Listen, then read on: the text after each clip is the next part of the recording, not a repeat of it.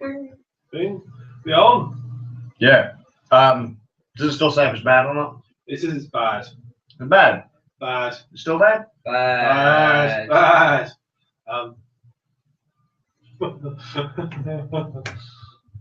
Bad street. Bad street. Well, if it don't work, I don't really care. So. Oh, there you go, guys. If you just joined us, Luke doesn't care. So enjoy yourself then. Well, what am I supposed to do about it? Well, the editor, you're in charge of technology. I'm in charge of broadband in the UK, am I? Nick's in charge of weird news. I'm in charge of controversial jokes. We've all got our role. I'm sorry before you edit this podcast, but edit it, set it all up, broadcast it. I'm sorry. Lazy. Well, no wonder it's such a shitty production. Then if I'm the one in charge of it. Get out. Anyway, good Clean the cellar. Actually, looks alright on the watch page. Good evening, everybody. Welcome to episode 26 of the that thing we do. Good evening, everybody. Welcome to episode 26 of the Random podcast with me. There's nobody watches. And me, Bard. Skazz is. And welcome to our pre-Christmas, not quite Christmas special, Christmassy, non-Christmassy special thing. Dear birth of dear leader in a manger, in a stable. Yes. We may think we're late. Actual fact, it's because we're in a different time zone now. Yeah, we are 3 hours. We're spot on time. So there you go. So right, it took me ages to rebuild this set. It did. In a new location. Yeah. Well, you had to get your team of good lackeys and do it all went a bit Crystal Maze for a minute. Right, let me get the notes so we actually know what we're doing. Right, Adam, Luke, Ian, me, you, Bart, start. You've got grand history, Knight's history. Yeah, I have. Right. I have. Oh yeah. Luke's do. got some stuff too, but my one's the most important, clearly. Right. Yes, I've been mostly playing Grand Knight's History, which is a miracle as that game doesn't exist over here. But some generous people have made a ROM of this game and translated it. So before anybody starts accusing me of piracy, you can't buy this game over here. You can buy a Japanese version, but unless you can talk Japanese, it's no good to me. Which I've never known anyone to talk Japanese to a game. No. Unless it's like, hey, you Pikachu. Unless you can read Japanese, then let's put it that way. Thank you. Platform? PSP. Oh, okay, cool. It's a vanilla way game. My favourite, old George Kamitani. The only reason it never got released over here, apparently, is due to publishing issues. The game is fully translated. Exceed have translation. They won't release it because it can't legally be released over here due to some publishing issue or other. I don't know the full details. I just know that it. Has it got a funny coloured cheese sandwich in it, and they can't figure out who owns the cheese sandwich? It just never ever made it over here, and because it's a PSP game, it's doubtful it ever will now, despite being finished. Shame, really. A bunch of fans translated the game rather well, I might add, and released it on Tinterwebs. So I got hold of a copy of the ROM and gave it a play. It's an interesting little game. Not quite what I expected, but interesting. So it's got the usual Kamitani style of beautiful artwork. It's less, how do I put it? The characters aren't so over the top looking as some of his other works. So whereas the Dragon's Crown characters are really overly proportioned and very comic book overly done, these characters are more traditional anime looking characters. They're not really sort of anything. Some of the monsters are pretty cool looking. There's pretty random monsters, but it's a funny old game to sum up.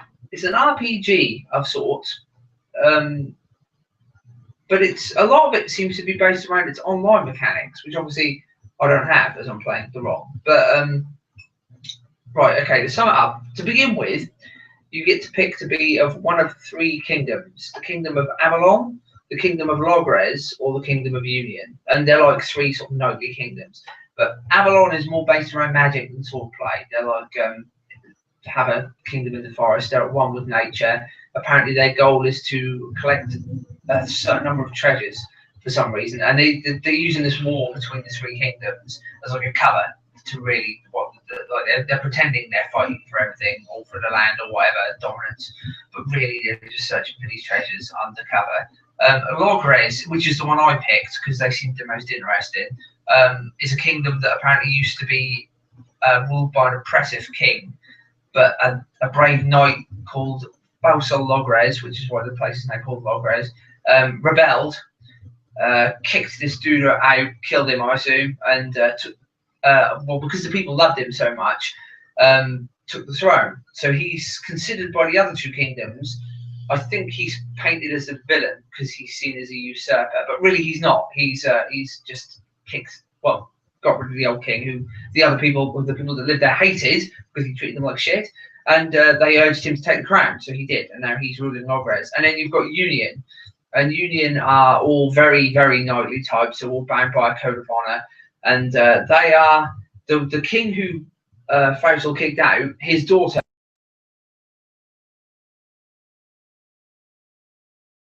Of these knights who fight for honor and want to, I assume, put her back into power in Logres. So yeah, you can pick any one of these three kingdoms to choose. There don't seem to be many differences between them. Although I will say, once you've picked one, you commit to that kingdom until you delete your memory card save. So you can't like swap and change. You are stuck with your choice. So you have to sort of choose wisely, as it were. Yeah, you pick one of the kingdoms, you join them, you're stuck with that kingdom. There's no real difference between them that I can really see. Then someone could always, who might play this version, could always correct me on that, because later on maybe something changes. But all I could really see is that the story is a bit different. That brings me to the next point. This game doesn't really have much of a story. It's weird how it plays out. Right, to begin with, it's a turn-based RPG. It plays a Final Fantasy turn-based combat. You pick your attacks and that. You have 4 characters. You make your 4 characters yourself, but they're not exactly like you pick a name, and the name is of your profile because you're the knight captain, but you never see what you look like. You're always in the background.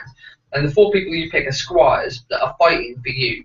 And the idea of the game that I've found so far is that you're training up these squires by taking them on missions. And what the missions consist of is you've got your little city, which is like your hub menu. Then you leave the city, and it's on like a map where you've got a limited number of moves. And the idea is that you sort of move from square to square along this like route or map, and you come across enemies, you fight them, and you have various missions. Like it might be the first one, for example, you find a caravan trader. His caravan's gone missing. It's been taken by goblins. You've got to go find it and bring it back to him. Along the way, you'll fight stuff and fight a big band of goblins, get the caravan and bring it back. But yeah, you've got 4 squires that you pick, of which you can have 3 different classes, which each have 3 slightly different subclasses within, nothing major. But you have knights, wizards, and archers.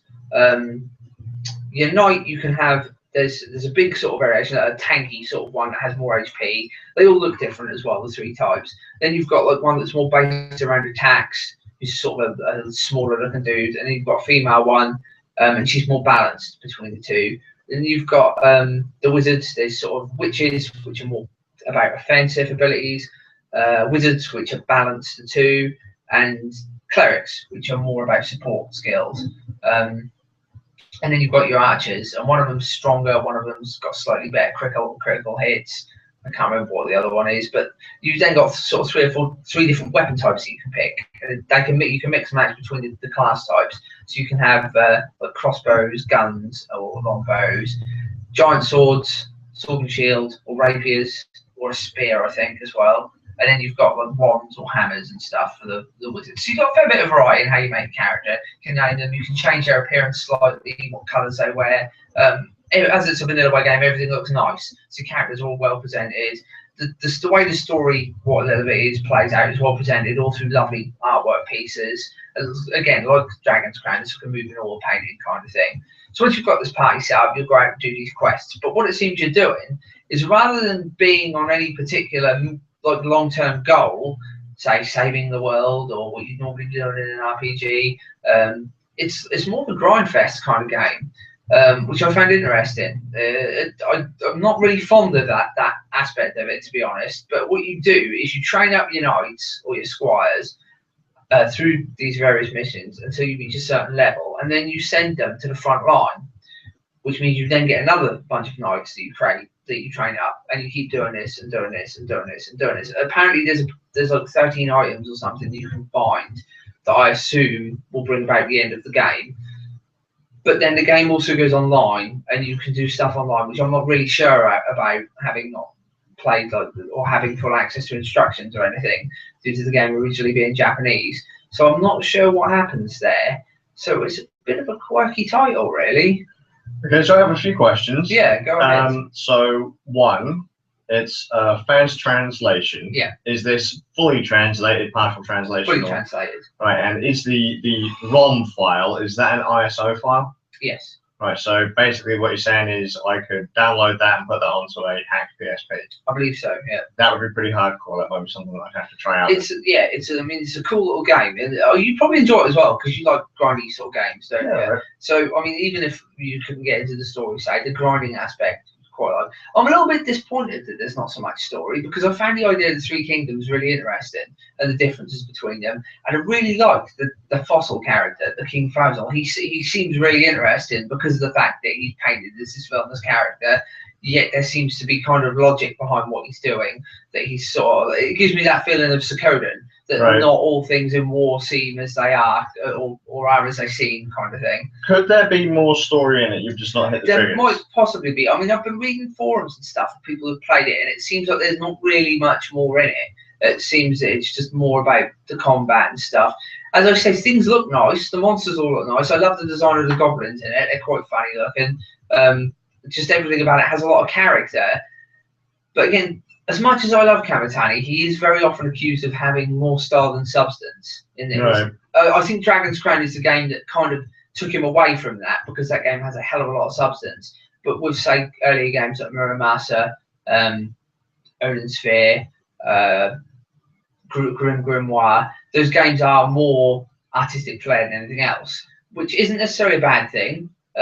In this case, it did mean that the game didn't hold my attention that long. I did tinker with it for a bit. I was really excited to get it. I was just like, wow, I've got to get it. So I wasn't say disappointed with it because I did enjoy what's there, and like I enjoyed the style and everything of it. But I did find it a bit lacking. It's not something I'd recommend to everyone, like say Dragon's Crown, which I'd say would appeal to a wider audience. It's something I'd recommend to somebody who likes the style, and somebody who's more into grindfest kind of games. I can see it appealing to somebody who likes crunching numbers and just sort of leveling characters up and stuff, because that is literally, it seems, all you really do. I'm not sure how the online aspect differs. I had read a few forums of people who had bought the Japanese version and then played online through that, and through what little understanding they had of it, a few things that they'd said, but it seemed even then that there's not so much going on. So I'm not really sure what the whole aim of the game is or what he was really trying to do with it. He was just experimenting and testing the waters.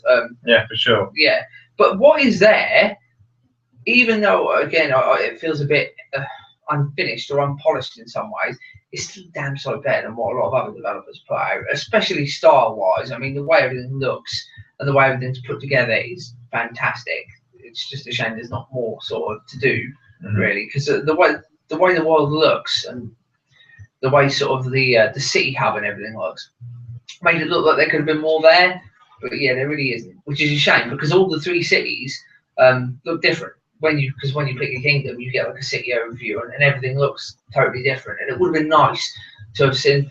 I mean, I thought it was going to build up into some kind of Pokemon aspect with your knights. Like, I suppose it does if you're playing online, you're training them up and then you're fighting them online and that. That kind of makes me think the way you're describing it of a game on N-Gage, I believe it's called Pocket Kingdoms, and there's another game which I think is kind of like Little King Story, but I'm not entirely sure. It's one of the Final Fantasy games, My Life as the King or something like that. I know the one you mean. That kind of makes me think of those. That's a bit different because I think with My Life as a King, you send out warriors to go on quests, but you don't directly control them. From what I understand. Yeah, that's pretty much it. Yeah, and then they bring back stuff, and yeah, which I kind of like the look of that. I always regret I couldn't get that game. I didn't want to get it because it had loads of DLC and stuff for it. So I don't really want to I don't remember any DLC at all in it, to be fair. Apparently there's loads. If you go on the website and look, the website for the game, or the wiki for Final Fantasy, I think it is, there's loads of stuff that you have to buy for the actual game if you want the game to be I don't better. remember. Yeah. Either way, I didn't have it for some reason or other. There was some reason I didn't pick it up. It was a Wii game for a start. Yeah, well, I had a Wii at one point. Had a Wii. Yeah, but I had plenty of those in my lifetime. But yeah, I don't know. It just it didn't appeal to me to me for some reason, or it did, but it didn't at the same time. Whereas this game seems a bit more hands-on. You do a bit more, but even then seems somewhat empty, like there's no real goal, which is fine because not all games. Minecraft is a fine example until they stuck a goal in it, which it didn't originally have, did it? And most people are playing out. I think a lot of people still don't even realise there is an end game to Minecraft. I mean, we've been playing it for a fair while. To be fair, I thought the idea of putting an end game in was stupid. Well, we've not even come close to it. I don't even think we've even bothered trying. Yeah, so. But I mean, I suppose what hurts this game is that it's not then as open as a game like Minecraft. You burn out on not having enough to do unless constant battles is what you're after. If you like that, then this would be up your alley. Like if you enjoy the constant battling, and like I say, I enjoyed it for a while. I just kind of burned out on it a little bit. But I'd still recommend giving it a look. I like sort of role-playing games and the battle system in most role-playing games. Or, well, if you want to play the ROM, just to check out the art style and that. But I wouldn't suggest picking up a Japanese copy unless you... I would probably end up downloading the personally, I'll probably download the translated version and then whack on my... I have to admit, it's a shame it didn't come out of it, because even if I had bought it, I wouldn't have felt disappointed with my purchase, based on the fact that I like supporting Vanillaware, I like the games they put out. I would have been happy with playing it again and again because of the art style and stuff. Just that playing it, it's not one of those games I can sit and play for a long time. It'd be something I'd pick up in short bursts every now and then. It being a handheld game, I suppose that makes it good at what it does. But yeah, interesting title. Not quite what I expected, but not necessarily bad either. Just kind of shaky ground, really. But yeah, I mean, with Vanillaware, I mean, you know how much I love Dragon's Crown. I'm looking forward to see, because all the ideas and stuff are there. I think if that game had been expanded onto a wider scale, it could have been better. And I think if we mix the idea of what's there with, say, Dragon's Crown, Christy can make a good game. Yeah, I can't wait to see what he does next, to be honest. And what kind of age is this game? I mean, you're saying PSP. Yeah, I think any age could play it, really. There's nothing offensive in it. I mean, whereas some people may consider Dragon's Crown offensive, I would say Dragon's Crown isn't necessarily a game for kids. Although really being a kid, I want a kid. It wouldn't bother me playing it. No, but for sure. Obviously, some of the characters are a bit sexualised. And if I had to be honest, I didn't really notice. Yeah, I know. I don't think it's that big of a deal. Most kids wouldn't care. Yeah. Most kids don't see the connection, do they? This game is obviously not so bad, although there is like Avalon's Avalon, the Magic Kingdom. They have a queen rather than king, and she is rather busty. Let's put it that way. So much so that in Japan, of all the characters in the game, there was only one figure released, and it's her. And her kingdom is apparently on the Japanese. Well, I think you can play with Japanese players when you're playing online, and the kingdoms when you're playing online, there's like a little graph that shows which kingdom is doing best. And her kingdom's basically dominating, so everybody's like, "Sexy lady, we'll pick her kingdom." Oh, Japan! Although her kingdom is aesthetically the most pleasing, I have to admit, being a little bit of a hippie, that whole living with nature thing, and I like wizards, so it's like, you know, there's a wizard kingdom in the middle of a forest. That's pretty cool. I'll be the first geezer to kind of march through and burn to the ground. Yeah, see, you love Logres then, which I gravitated towards Logres because their king seemed the strongest, and he seemed cool. And I was like, yeah, I like him. He seems like a good king. I like the fact that there was a shit king there before, and rather than being, oh yeah, but then the monarchy and the royals, they deserve to rule. He went a bit Sam vibes on him. He just went in and kicked the shit out of him and was right, I'm king now. Any objections? And nobody really said shit. So I was like, yeah, that's my guy. I'll pick him. He seems like the king I'd follow.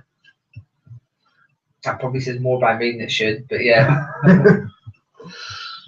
Excellent. Yeah, neat little game.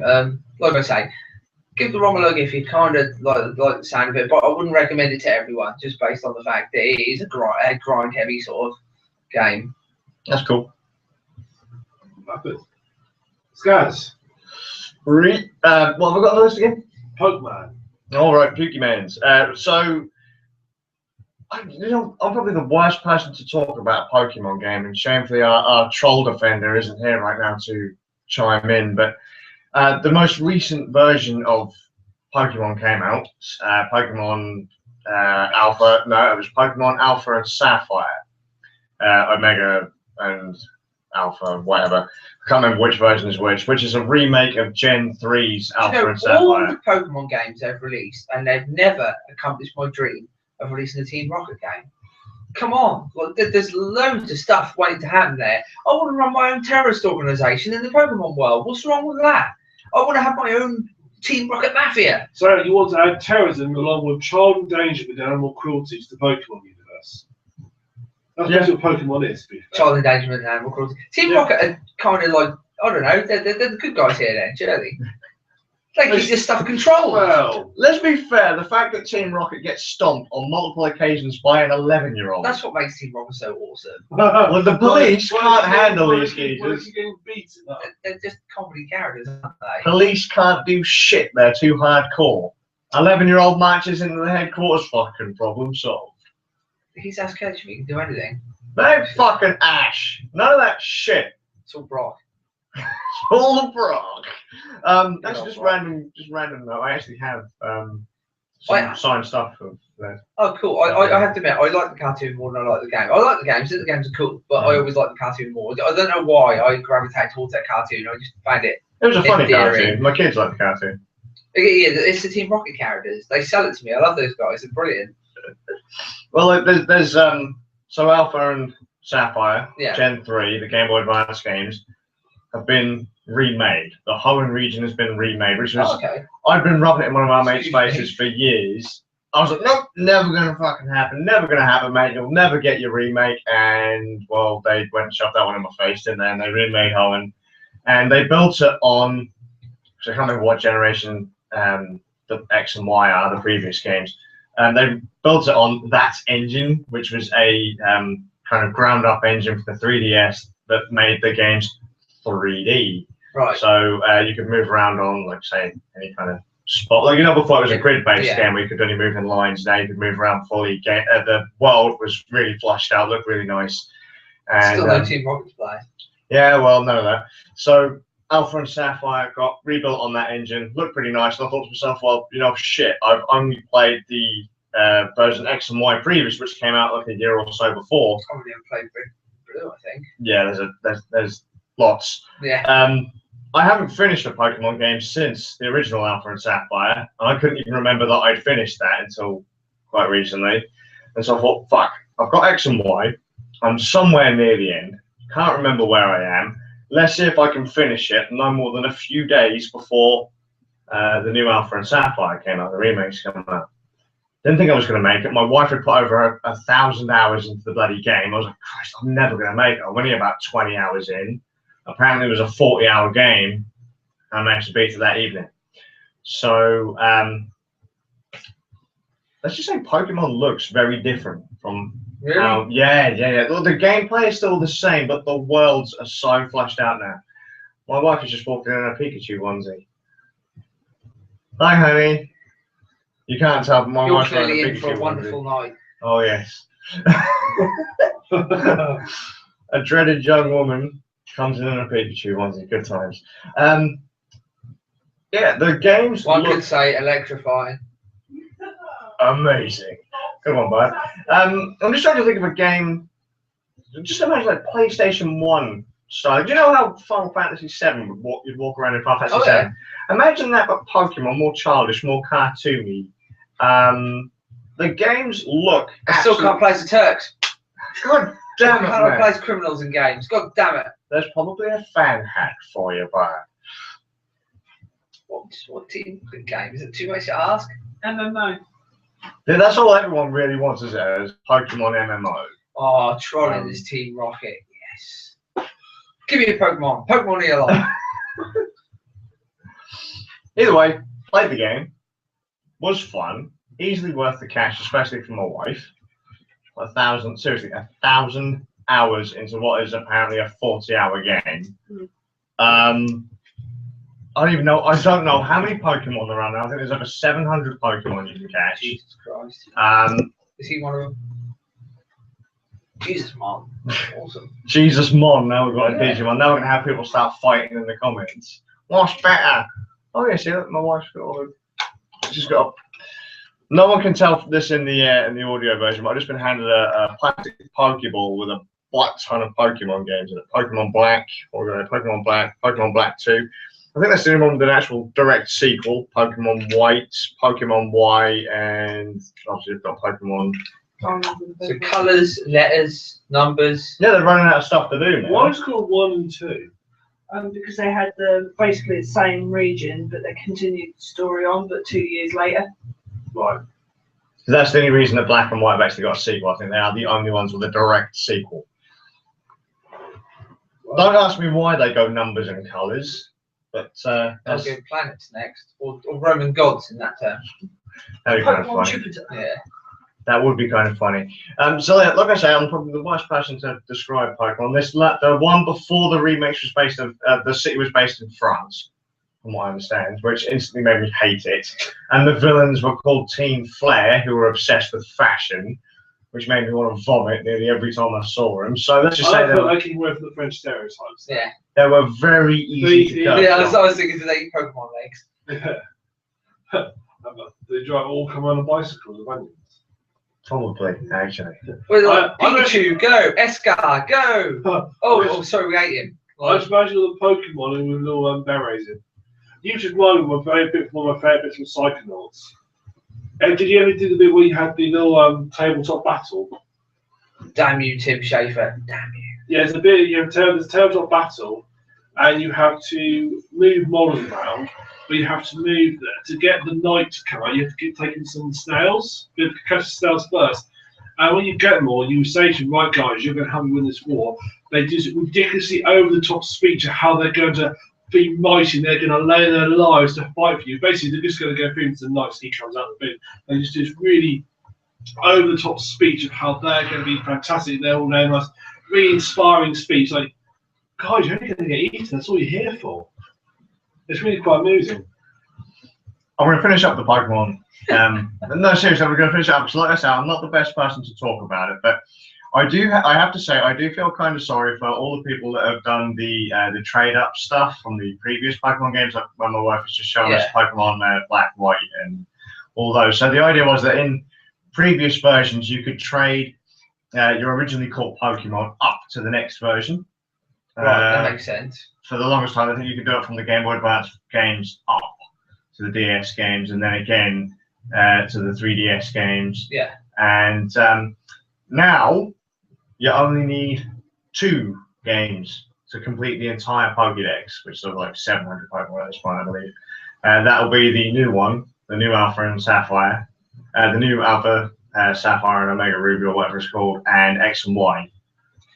In some ways, I suppose that's a good thing because it gives everyone access to all the Pokemon rather than sort of making it so you have to hunt down an older game if you want to. Yeah, for sure. Because with Pokemon games, because they're so popular, piracy is pretty hardcore. I suppose like we don't want to punish the next generation. Like if you get kids that are buying it now, and then saying to those kids, right, well you're gonna have to go back and get Pokemon Red if you want to get that Pokemon. But it's like 60 quid on eBay. Yeah, for sure. Like I did look up. See, my favourite Pokemon game, the ones that I remember the most, are Gold and Silver, which is Generation 2. Right.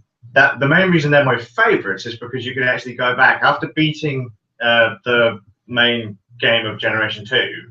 It would send you back via boat to the islands of Generation 1. All right. So you could then beat the Pokemon League of that region from the previous game about 2 years in the future. That's pretty cool. Which was pretty neat, but they haven't done that since. I still can't harass them, Team Rocket. It's not helping me. Fucking troll. Yeah, I looked for the price of that on Amazon. It's about 100 quid. That's the remake, the DS remake. The original, I have no idea how much that costs these days. So I wish they would just do what everyone wants them to do and make like a kind of an all-in-one, kind of like what they were doing with Gold and Silver, where you had the previous region. When kids were younger, we look at Pokemon. What people really wanted was Pokemon on a big console. They want full 3D fleshed out world that you could explore and do Pokemon in. Like catch Pokemon, play Pokemon. That was all anyone wanted. But again, like, you know, not to be on the old flogging Nintendo bandwagon, they're really bad at listening to fans when it comes to stuff like that. But that was the whole thing with Pokemon and going on the big screen, is it would have kind of gone against the name. Yeah, I suppose. They are pocket monsters. That's where it comes from. So if you can't carry the game around in your pocket... but everything evolves a bit, doesn't it, eventually? Even Pokemon, they evolve. That's what Stadium and Coliseum and games like that were like. And if you think about it, the Pokemon games kind of did push stuff like the Super Game Boy to allow you to take your portable experience and put it on the big screen TV. the PlayStation Vita and the I think Vita. it would have been nice to, like, TV. because the whole Pokemon world had been constructed really nicely. I mean, especially in what they did with the animation. Mm. And it would have been nice to have seen that world brought to life in a bigger area, like in a 3D world. You could, I know they did make some 3D games, didn't they? Yeah. There's a GameCube one, as far as I'm aware. 2 of them. But they're not like the same as the anime. No, they're not. No, you see, and I kind of would have liked. See, now that's where you might want to play the 3DS versions of the games, Right. because since X and Y, you do get that kind. You know, the GameCube style of games, the 3D style of world. Yeah. You get that in these games. All right. You get that in X and Y. You get that in the new remakes of Sapphire and Ruby. That's interesting. So, although they're still not on the big screen TV, Yeah. maybe one day Nintendo will butcher their own market and put like a USB adapter for the Wii U in. Yeah, I have to admit, their handhelds have always been their more, well, they've always made more profit from handhelds, haven't they? I mean, Yeah. even with the Game Boy, even though like there's the SNES and the NES were popular, the Game Boy was more popular, was it not? I believe so. Yeah. In fact, the Game Boy was my first taste of Because Nintendo it was hardware. affordable as well, I suppose. Anyone could sort of get the Game Boy. And the idea wasn't really, think about it, back in the 80s, I don't think houses really had. Yeah, it was awful. Oh. You got to think back then, I don't think I had a parents Game would really Gear, had. and I used to sit there and go, like, well, this is exactly mirrors me with the PSP and the 3DS. Going, why the fuck do they all like that console when this one's better? The same with the Vita and the 3DS. I'm like, this one's so much better, obviously. Why is that one doing better? That makes no sense. This one's technically superior. But yeah, the Game Boy always had more games, and to be fair, some of them were better. Yeah, much better library. I just, Crappy screen, but yeah. I mean, the Game Boy Zeldas have always been my favourite Zeldas. yeah, for sure. What was that, Link's Awakening? Yeah, Link's Those Awakening. are good games. It had I've never finished an them. introduction. No other Zelda game at the time had that. I have never finished it. Haven't you? Never finished Link's Awakening. Link's Or the Awakening. DX version, or the Oracle of Ages and Seasons. Never finished I've them. not finished the DX version, but I've finished the original. Played them, like them, never finished them. Very cool games. I liked them much more than I liked Link to the Past. Yeah, I could see that. It's a pretty short game though, but It still. is, yeah. Yeah, it'd be nice to see big screen TV versions, but that's why I like stuff like the Super Game Boy and all that kind of stuff. I think back in the 80s, the idea, I don't think many households would have had tons of TVs. I don't think a parent would have really said, look, hey, there you go sit and use the big, you go use the TV to play your games whilst we sit around twiddling our thumbs. That's probably why the Game Boy was so popular. You could palm it off to your kids and say, now piss off and go play your games. But then the Long idea, car journey. The only way games exist, really, wasn't it? pretty much, shut up, kids. Fuck off. But I mean, that's why I like stuff like the Super Game Boy. You can take your portable stuff on put it on the big screen TV. Your parents just say, look, fuck off, I'm getting sick and tired of watching this crap. Now, then you can go take it with you again. Which is probably why I really like the Vita TV and stuff. I can take my portable games, put them on the big screen, and then pull them back off when I want to waddle around. But if you want to try a new Pokemon experience, I'd probably say go X and Y. I'm sure there's a lot of people that do. It's a very popular franchise, isn't it, Pokemon? Very well loved. It's not. I'm not as big of a fan as I was before. I'd love for them to do what they did with Gold and Silver, go back to the previous, country or whatever, previous region. They're still kind of fun, I suppose. Pretty solid, nicely balanced. Loads of online features now. Yeah, to go players, through Team Rocket, Nintendo. You know, it makes sense. Never gonna happen. They'd be far an AK-47.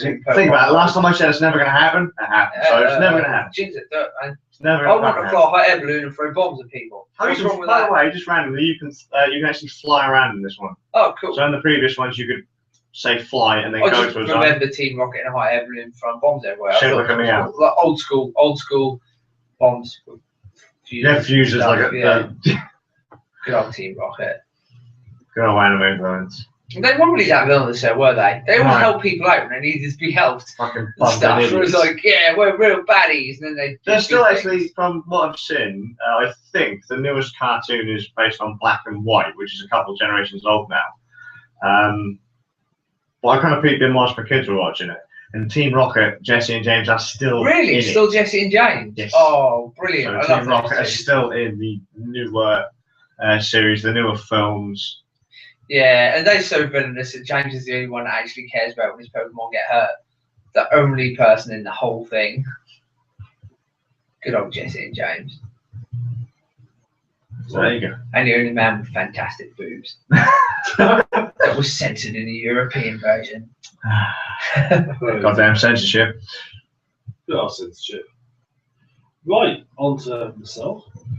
I've been playing one of the old games, like sort of had a little dig around with a little collection of older games. We are talking Steam, right? You're not like saying you're going to lock for your big boxes. I've been lots of big boxes, and I actually rounded this game out in the old. Wow. It was not quite the old big, not the old cardboard box. It's in a jewel case. Oh.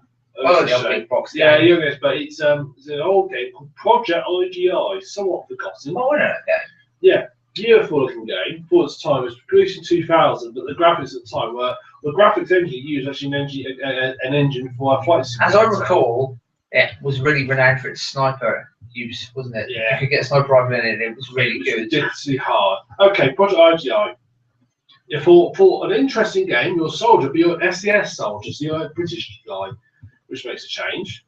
It's played by IDOS, so that's oh great, I'm not playing a generic American guy. And basically, Americans are generic. Yes. Basically, you're chasing down a stolen nuclear warhead. And I will say, Project's got one of the best subtitles ever. It's called Project I.G.I, I'm Going In. Now, a lot of people thought that's what the I.G.I meant.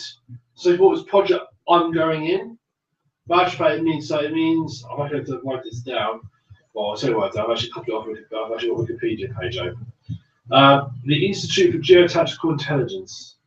It's basically they came up with the acronym first and had to figure out a way to make it fit. So you basically good job, guys. But it's literally the reason because I said it's based on a flight simulator engine means that each level is huge.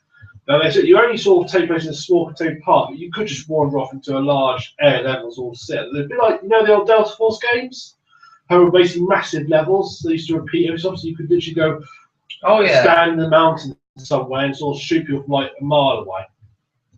Bloody hard game. I remember the first time I played it took me about months to get to like level 8 or 9.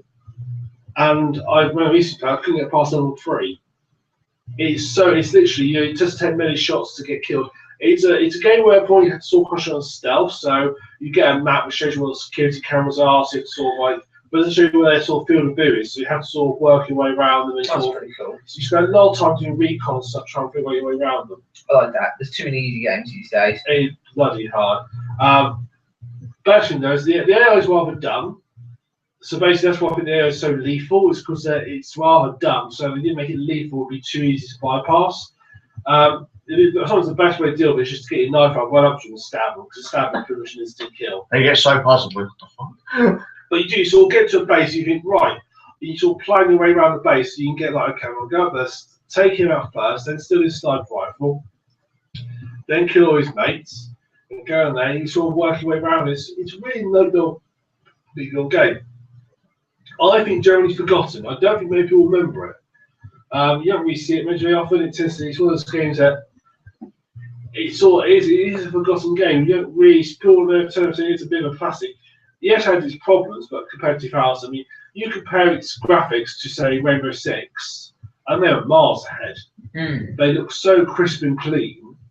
You have to see. You wouldn't think they're from a year apart. There's a year difference between them. Wasn't that around the time of Quake 3 and the Real Tournament? That's why I never heard of it. Yeah, that's choice. He got forgotten basically. They made a sequel to it in 2003 called Project I.G.I. Covert Strike.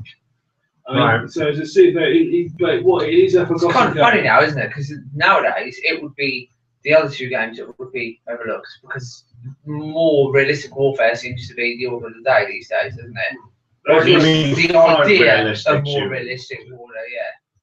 I personally would love to have I.G.I. to have something doing with the I.G.I. game. I think you could reboot it nicely. That's the one. That's the one. Wait, so this is a first-person shooter. Yes. Is it first person? I thought it was Yes. third No, it's person. first person. Based around a flight simulator It's a engine? flight simulator engine. They took an engine from their flight simulator game and then made the first-person shooter levels in it. That's why the levels are so well detailed, because the power of the engine was designed to make massive levels. So You could like get very far away and stand a mile away and shoot people. It's fantastic. You have to see it in action to really appreciate it. What you might be thinking of for me is when you do action. So like it's one of the first games I really know is that when you want to go up stairs like ladders, you have to press enter to go up them, and then you switch to third person view where you can up them. That's got a zip ride which you can slide down, and again it goes to third person where you do them, and really neat, clever game. Yeah, that makes sense. So you pulled this down from the big box in the loft. Yeah. Is this available anywhere else? Like, so is there anywhere that anyone? No, you can only get it from Nick's loft. Yeah. Everyone Nick lives at. I have the only copy in existence.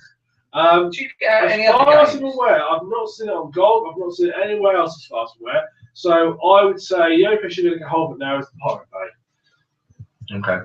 But I literally think, I mean, even Idols, which released literally every other game they've ever had on Steam, haven't released on Steam. It's interesting. It's a sadly forgotten game. It should be I'm more interested. well Do you have any other games you found in the big box?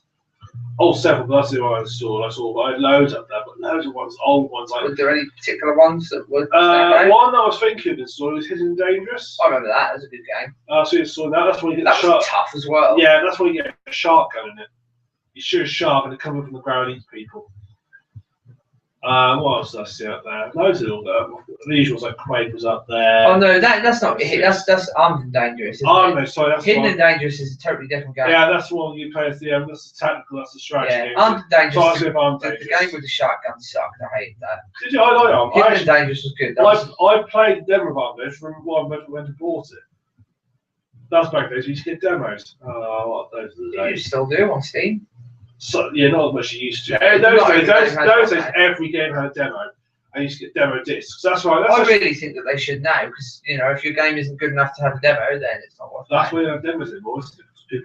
People have played them and then realise the game's shit. Yeah. Buy it. Yeah.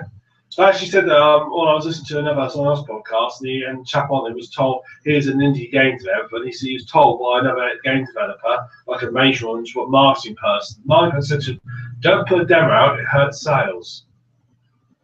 Yeah, because people buy it, realise it's shit, and don't buy it.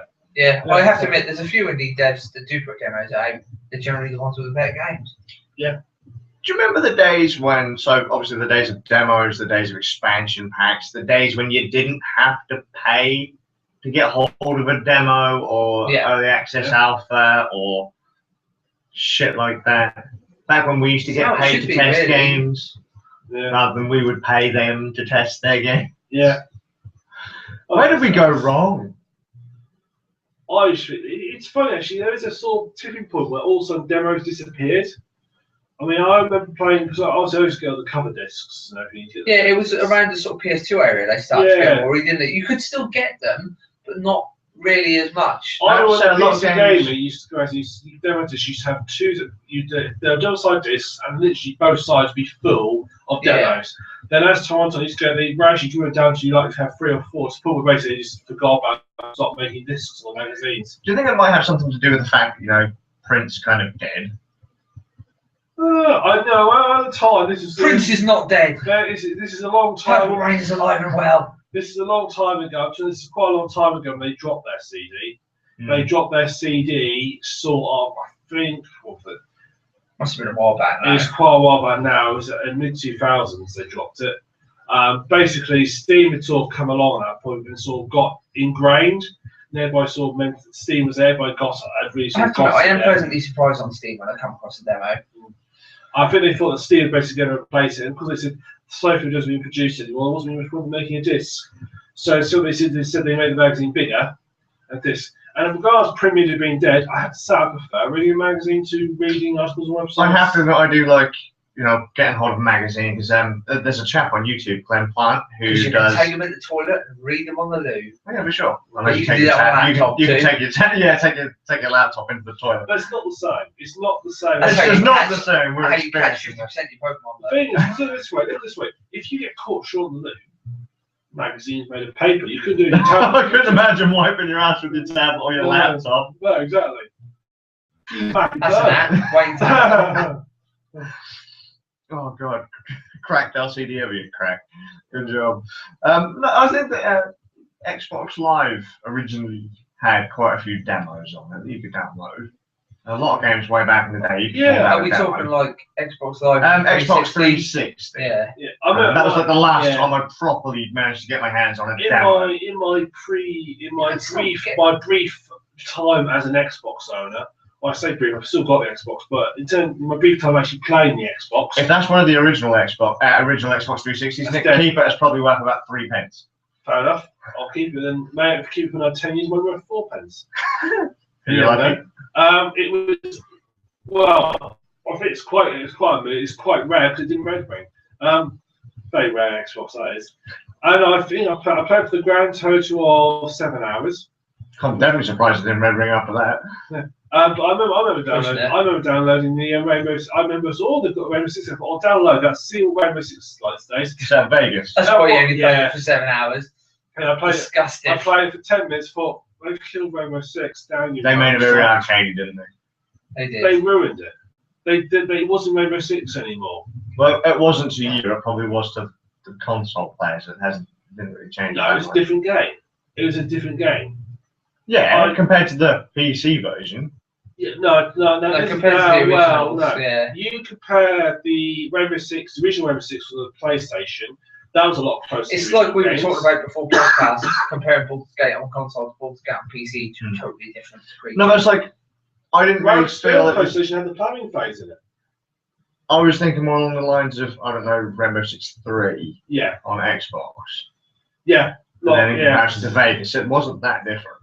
No, that's because they were basically thought that console games couldn't handle planning phases or be mobile, and I think they think console gamers get distracted by seeing a bird outside the window, so you have to give them constant feedback. You have to give them constant splash, bang, explosion on the screen constantly. You can't have a quiet mode because they'll get bored now. I want to try a different game now. This game doesn't have Adam West in it. I don't want to play it. That's basically that's what they think of console games. The reason you get all these games out there, which are like sort of very watered down versions of the original good games, is because the game developers think that console gamers are idiots. I have to admit, in the Western world, that's very true. Japanese are very different, but yeah, Western games have definitely fallen in quality since the PlayStation era. I only tend to play RPGs these days.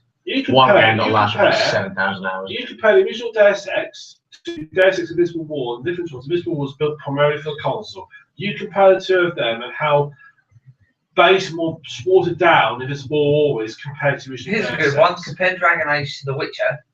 I didn't realise that The Witcher 2 was only the way it was because they wanted to make a console version later, or were considering making a console version later down the line. The Witcher 2 is still good, but nowhere near as complex as The Witcher 1. They looked and they think to themselves, yeah, if we don't get these guys are going to be so distracted, we don't give them sort of instant satisfaction. You know, they need to be handed a trophy or achievement every 20 seconds. They feel good. Achievements and trophies. Yeah, I've walked 5 meters. I get achievement. Yeah, they treat console gamers like idiots, and it's disgusting. Unfortunately, it's affecting the PC now because basically they made the console game first, and then one game different from the PC. So true. So true. I was going to say, the only thing I like about Rainbow Six 3, Xbox version. Oh, Xbox version. Co-op. That was lockdown, wasn't it? They called it. I have no idea if it's on there. But it was, I preferred co-op and Terrorist Hunt. That was all I cared about in that game. Terrorist Hunt has always been a classic game. Ever since they introduced it in Rogue Spear, that was the classic game mode that everybody loved. As soon as I had a Rogue Spear, everybody loved Terrorist Hunt. It's the best game mode on the system. It's all so many multiplayer. That's all I used to play was Terrorist Hunt. It's brilliant. My favorite. Was the first time I ever played. The first multiplayer game I ever played was Rainbow Six online. Actually properly played, and I would spend like afternoons and stuff playing it. And yeah, all I used to do is Terrorist Hunt. Brilliant.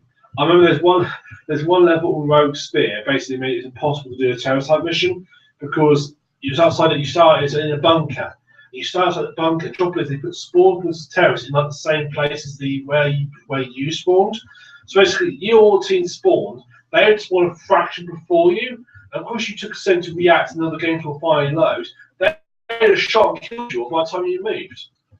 It literally was like it was horrendous, like a little crossfire. As soon as you spawned in there, it's like dead. I have a life on that game for like one of those levels of 0 seconds. So literally, I usually spawn and died before I even tried. I didn't even make it to a second. He barely left the womb. Yeah. Barely formed in the womb.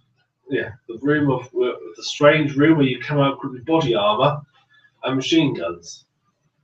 Or something. That's a But really War painful Machine, it burn. makes perfect sense. Great game ruined by consoles. Not all great games. Sure they were. Keep crying about it, Nick. Keep crying. I do. When I come to power, I'm banning consoles. That's alright. Apart from Nintendo, because that's a niche enough market and they don't make it for PC, so I don't care. There's some good console games on PC. Main one. Valkyria Chronicles. Yeah, good choice.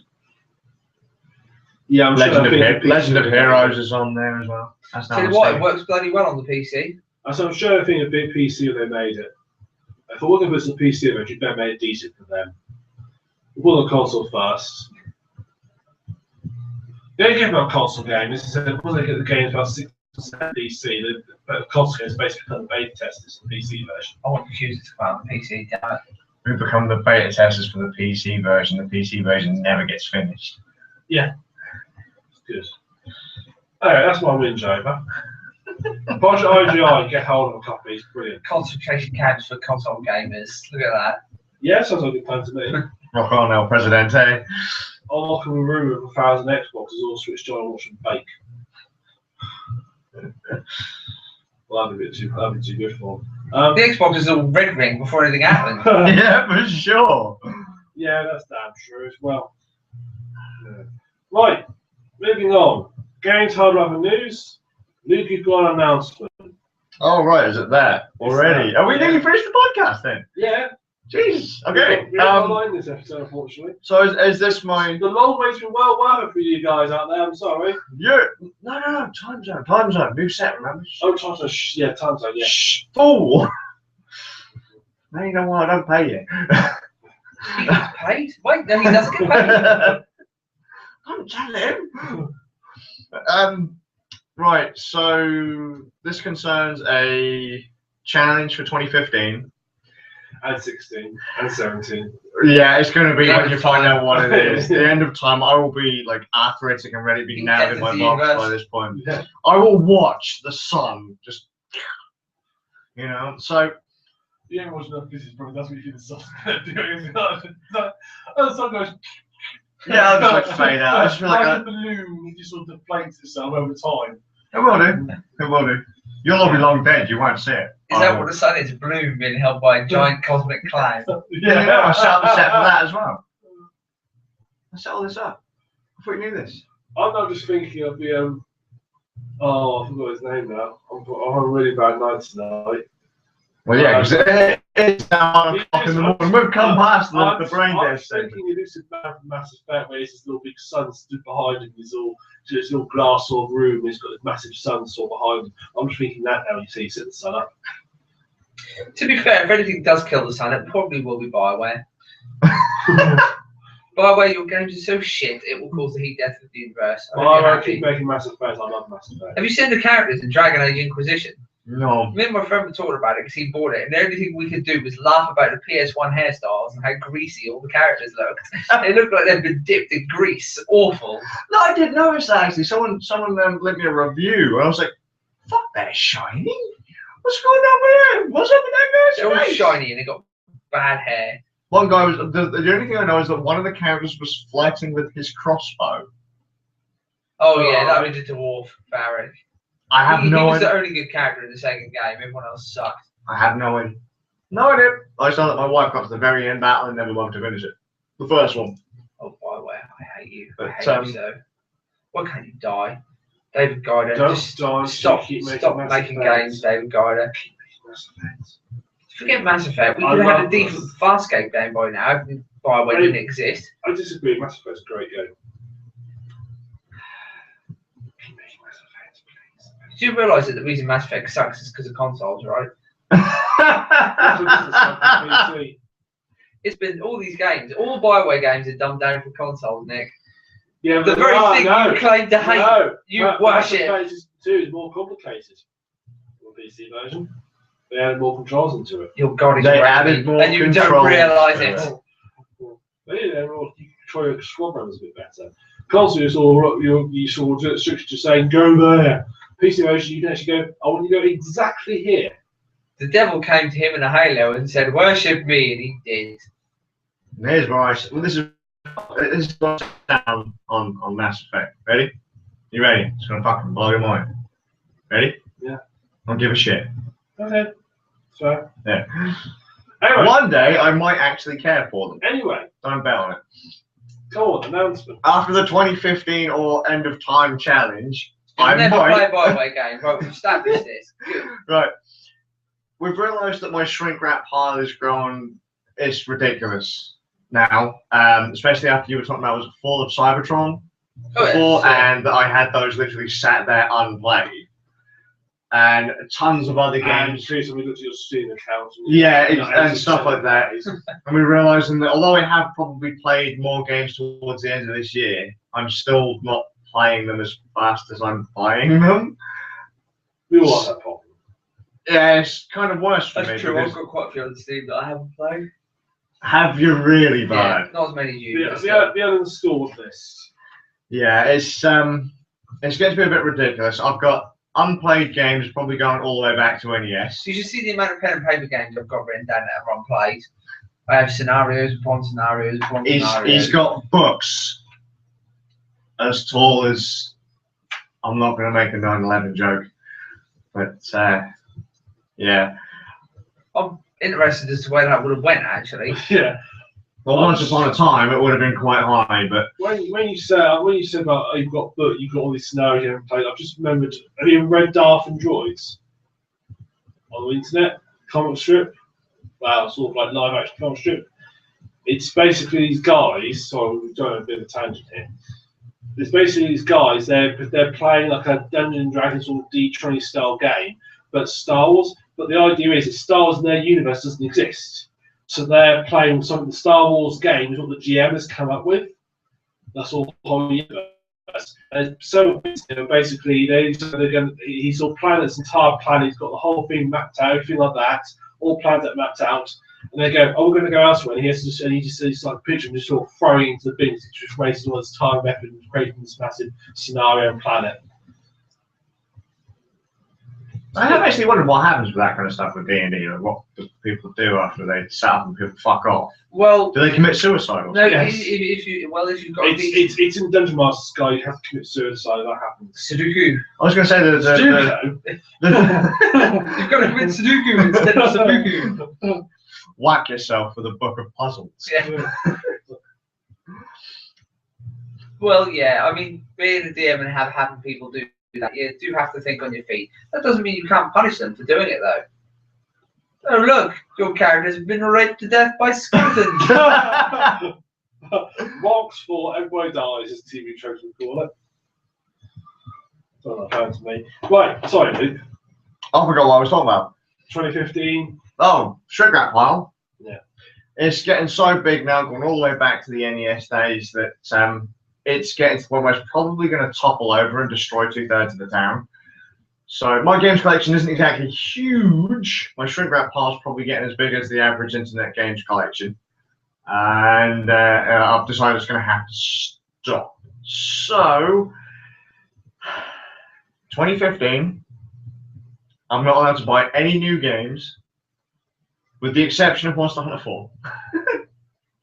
Because I'm not missing that one on 3DS. That will be the only game I'm allowed to buy in 2015, unless I beat a list of games that are being given to me by other people, not including Mass Effect, because I don't even think about it. But one of them, which is why this challenge might last until the end of time, is Silver Surfer on the NES. How hard can it be? It's considered one of the hardest of the NES hard Most games people would ever. have seen the Angry Nintendo Nerd video on it. If they're not familiar with the game itself, they would have seen him play it and get his ass handed to him by it. Basically, everything kills you in one hit. And there's Everything. lots and lots of everything. Yeah.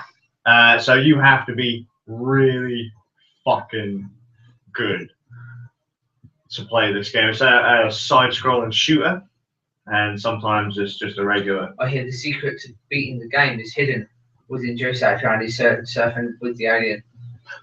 Play that track backwards or something. I don't know. He'll probably find out with the cheat codes. We'll see. Don't need cheats. Just need a turbo pad, man. That is the only thing I'm going to say I'll probably have to resort to doing because they reckon. No, you're not allowed. Nah, well then the game's unplayable then. Even with the turbo pad, you sure you can beat it? Yeah, probably. The only reason I doubt I couldn't beat it without the turbo pad is because I'm practically arthritic, so I wouldn't be able to tap the buttons for long enough. Right. Because the trick to that game is you have to fire constantly. And it's not like you can just hold down the button to shoot. Oh, it's one of them games where you can't do that. You have to tap. You have to turbo tap with your thumb, and I know for a fact I wouldn't be able to do that for much more than say a level. So yeah, it's going to have to be turbo or bust. But I reckon I could maybe possibly do it. Maybe within a year or two. Well, we'll see. We'll see. So if you find that in 2015, it's just me and Bards. yeah, like I would have he'll be retired. in the background playing Silver Surfer. His beard growing longer. Well, a few people have said, will I live stream it or make videos about trying to beat Silver Surfer without pulling my hair out? So if you find out by midway through 2014 or 2015, I'm completely fucking bald. I've just ripped all my hair out from stress. But seriously, I don't know why people complain about the game so much. It is fucking hard, but damn, the music in that game is amazing. Is it good? Is it? I can't say I've played it. It's so good. I'll have to check that out. So I will be playing the game for pretty much the music alone and wanting to snap control See, pads. maybe Joe Satriani did have something to do with the game. So we'll be adding to the list of games I have to beat. I've got plenty of shrink wrap games I have to go through. The idea is that you can recommend a game to play, but I have to already have it. It has to be in my shrink wrap file, or that I've not finished yet. Right. So over time we'll build a list. Through the shrink wrap file. Yeah, and we'll post them on. We'll post them online. Pretty much any platform is open other than 32X, Virtual Boy, anything that's been released in the UK for the most part, up to PlayStation 4 and Xbox One. Are you going to use actual hardware or are you going to be emulating? Depends on the system. Because if people want me to capture it, depends if I can capture it or not. So, I don't know. Fair dues. For the most part, I think I'll be playing it on actual hardware. If people want a video, then I may have to resort to emulating it. Okay. But the rule is that if I am going to be emulating it, and if I'm going to class this as a victory, as a win, a completion, and I'm emulating it, I'm not allowed to use save states. No. So I have to No play it saves through. coming. I have to play through it legit. You can know those out. I could, but I'd feel cheap if I did that, especially on Silver It'd be an Surfer. awful bloody lot of work as well. It's a game where you're dying a lot and then you I think for practice, save state would be fine if it's like an NES hard game like way back when that I can emulate, it'd be fine. Then when it comes to the actual playthrough, maybe whack it on the AV Famicom or I'll something. be brutally honest. I beat Mega Man Zero with save states, Oh, fair dude. but that was like level states more than sort of just I'm saving now because I'm dying. Except for that fucking ninja boss, I use save states to beat him, he's a little bitch. I have to say, save states probably handy for games that don't have continue screens or battery saves. Yeah. I suppose, but that's pretty much the only thing I've used save states for. Yeah, I wouldn't use them overly unless a game is just, I want to beat it eventually and it's just driving me completely bananas. I don't think Silver Surfer was actually released in the UK, was it? I don't know. I think it's a US only title. That's interesting. So that and pretty much anything by LJN. Good old LJN. And some LJN games came out over here. Yeah, but they weren't published by LJN. Were they? Well, they're not. Maximum Carnage came out over here. I don't know if that was directly published by LJN. Because I know that we got the Amazing That was Spider-Man. an LJN game because it was. I remember Nintendo was the only LJN game he liked. It was probably released, or so you know, the Amazing Actually, Spider-Man on Game Boy. I think it was US Gold that released it over here. Maybe because I know that Amazing Spider-Man was an LJN game. But developed again, by- there's no US company. Why didn't they release it in the US? No, it might have been someone else. Well, the one that I do know we got over here was the Amazing Spider-Man, the Game Boy game. That was an LJN title in the States. And when we got it, I had. that was published by Nintendo. I had Spider-Man versus the Sinister Six on the Game Gear. We have some information. Mm-hmm. Apparently, the music for Silver Surfer was done by the same person who did Donkey Kong Country music. Oh, that's cool. It's cool. Did you play Spider-Man on the Mega Drive? Yes. That was a cool game and really hard, but good. Really like Which I don't know. Mega Drive. The Amazing Spider-Man on Mega Drive. Possibly. Because you had Spider-Man, you had the Maximum Carnage, you had Something of Spider-Man arcade and the wasn't it, as well. X-Men. Wasn't that on there as well? What's that? That might be Spider-Man X-Men. Was it for Arcade Revenge or something like that? Yeah, that had arcade in it. Yeah. I think I've definitely played that. So I rented that from Kirky Video Hire. That was before it got turned into that a game forest. was terrible, terrible, terrible game. No, not very good, was it?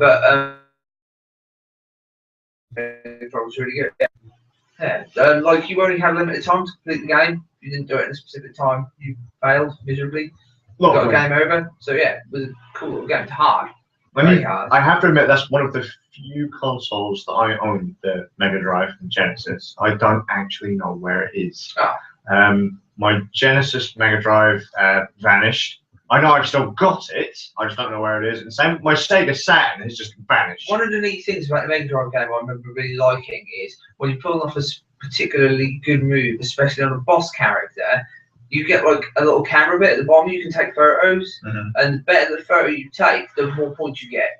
Of course, you can rack up a high score. Yeah. So like when you're doing, if you're fighting the boss and you manage to take a few photos, especially if you're hitting them, because it was Peter Parker's thing, wasn't it? Take photos. Take pictures of himself. Yeah. Yeah. So you get rewards for it. And I thought that was kind of cool. What is it? Peter Parker's doing taking photos of Spider-Man attacking people. How would that work? Well, when he's fighting, he hangs his camera up using his webs, and they're continually taking pictures. So they're taking pictures of him while he's fighting. I've got visions of him sort of saying the time on the counting. Right, hold it there, hold your pose, hold. No, we're going to suck for him as well because they're on film, so we only have had like 30 odd shots, and if it was on continuous So I can't remember how he did Probably it, but he logic. He's probably got 8,000. pretty technologically capable, wasn't he, Peter Parker? So we'd obviously done something with his camera to make it. He broke the laws of physics. Magic. He found a way. Unicorn horn. Yeah, because the game was time based. I think if your health bar ran out, you died. That was it as well. So it's a hard game, but you could go back to your house and recover health over time. You could sleep. Wasn't that in the no? That was in the Master System game. Well, it was time. It's not much if it's a time game if you can sleep through it. Well, in one of the Spider-Man games, you can actually go back to Aunt May's and yeah, that's what you do. You go back to Aunt May's, and you wait there, just stand there, and your health bar goes back up a little bit, but your time's going down, so you can't do it. Could you imagine the fright of on Aunt May's face as she ever seen that wonderful comic strip? Covering. There's a wonderful comic strip that keeps getting posted on the net from one of the Spider-Man comics. A few frames where Aunt May's like, "What's this at the foot of Peter's door? It's white and sticky." And she puts her hand in it, and then like goes like this, and goes, "Oh my God, Peter, what have you done?" And it's just like, yeah, you knew what you were doing there, Stanley. Come on, admit it. Oh, Stanley, bless. Oh, no, what reminds me of that wonderful cover from the Justice League where there's a villain, I can't remember which one, but he's saying his evil master plan to the heroes, and he's going, "The last person you had any contact with will now die because of you being with them," or something. And then like Superman's all like, "Oh, Lois, no, what will happen? I can't believe it." And the Flash is saying his girlfriend, and then Green Arrow saying his, and the Batman goes, "Oh my God, Robin, what have I done to you?" Oh dear. Whoa. As if you didn't have it bad enough, Batman, the rumours. Poor Batman. Okay. Taking his young wards to the Batcave, and yeah. I don't know why. Alfred locks the door and walks away. Who said Alfred was walking away? Yeah, I've got a vision of Scat that we've had the Jimmy Savile scan in the UK, now the Bill Cosby scan in the US, we've got the Batman scans in whatever universe. The worst bit about it, he involved his butler. Oh, yeah. How dare you have the help in there with you? Dreadful. That's kind of terrifying. Actually reminds me of I think we're standing Batman now. The Jay and Silent Bob movie. Oh, no, the Batman. The new will one. Probably string us up. What one? The Jay and Silent Bob animated movie. Oh, came out quite recently. They basically yes, I think Jay Muse had the biggest hand in it, but Bloodman and Chronic set up like the Blunt Cave underneath the Quick Stop, and they have a butler, and they're it's pretty much what you guys have just been talking about. Ironic, isn't it? Considering Mark Hamill was Cockknocker. He's in it again, and he is the Joker as well. Well, at least Cockknocker's in the animated series, I think. Hamill's in it, but still. That'd be awesome if Hamill voices in. Oh, I don't think so. Oh, yeah, he doesn't voice the Joker anymore, either, does he? Which is a shame. I don't know. I still think it's funny that the Joker was originally supposed to be Tim Curry. Yeah, I think the voice of Joker now is either Troy Baker or the other one that's always doing voices. The other one that does the voices. Yeah. Nolan North. Nolan North. I think it's Nolan North. But actually, he's really good. Oh, I couldn't say. I haven't kept up with the He actually sounds like Mark Hamill. It's interesting. I wasn't expecting it to, but yeah, he does. I'm impressed. Random bit of trivia there. Yeah. What we talking about again? Well, that was it. We've already said that I'm never going to be playing a new game ever again. No, I'm going to be playing Silver Surfer to the end of time. Yeah, we went off a huge tangent there. That's normal for us, isn't it? Lots of superheroes and things. I know what for some reason now. Superhero paedophilia. For some reason now, I want to find all of the Spider-Man comic books with Thor in it. So I remember there was a page of a comic book I saw. It was with Spider-Man, his daughter, and then Thor appears in it. Oh, I've now got. I need to go find that. Have you ever been on a website called superdickery.com? No. It's brilliant. It's just like all the pages in comic books that would be, by these standards, considered wrong because of like stuff in them that's of the times. And there's a great one with Thor standing there posing, and all these children lining up, and this kid going, Dad, I got to touch Thor's hammer. Oh, dear. They're great. One of the best ones is Captain America throwing his shield and hitting a Nazi in the face. And where all punches and stuff have sound effects of whack, smack, and all this. This one has wank written underneath it. Oh, it's such a brilliant website. And it was originally set up as to have examples, like comic book examples, of why Superman is a dick and being an asshole for no reason in various comic books. But then, yeah, they expanded on it and added all this other stuff. That's where the Aunt May comic strip I found as well. It's brilliant. It's such a good website. I think there'll be a link in the show notes. Yeah, you have to go. If it still exists, it is an old site. I hope it still exists. It's brilliant. Excellent. Right. Bard is like the master of the darknet. You'll have to open Super Digger up in there and see if it exists, Nick. I will do. And then we'll check it after the podcast. It's funny. Bard. Yes. You next. Am I? Star Wars. Oh yeah, the Star Wars Episode 7 trailer. Did either of you guys watch it? No. But everyone's like, I've been lost interest in Star Wars. First few films are okay. I thought you guys would have seen it. First films are okay. I hated the last three, yeah. And to be honest, from what I gather, Star Wars Episode basically just rehashed of the original films. What I gathered the re-trilogy.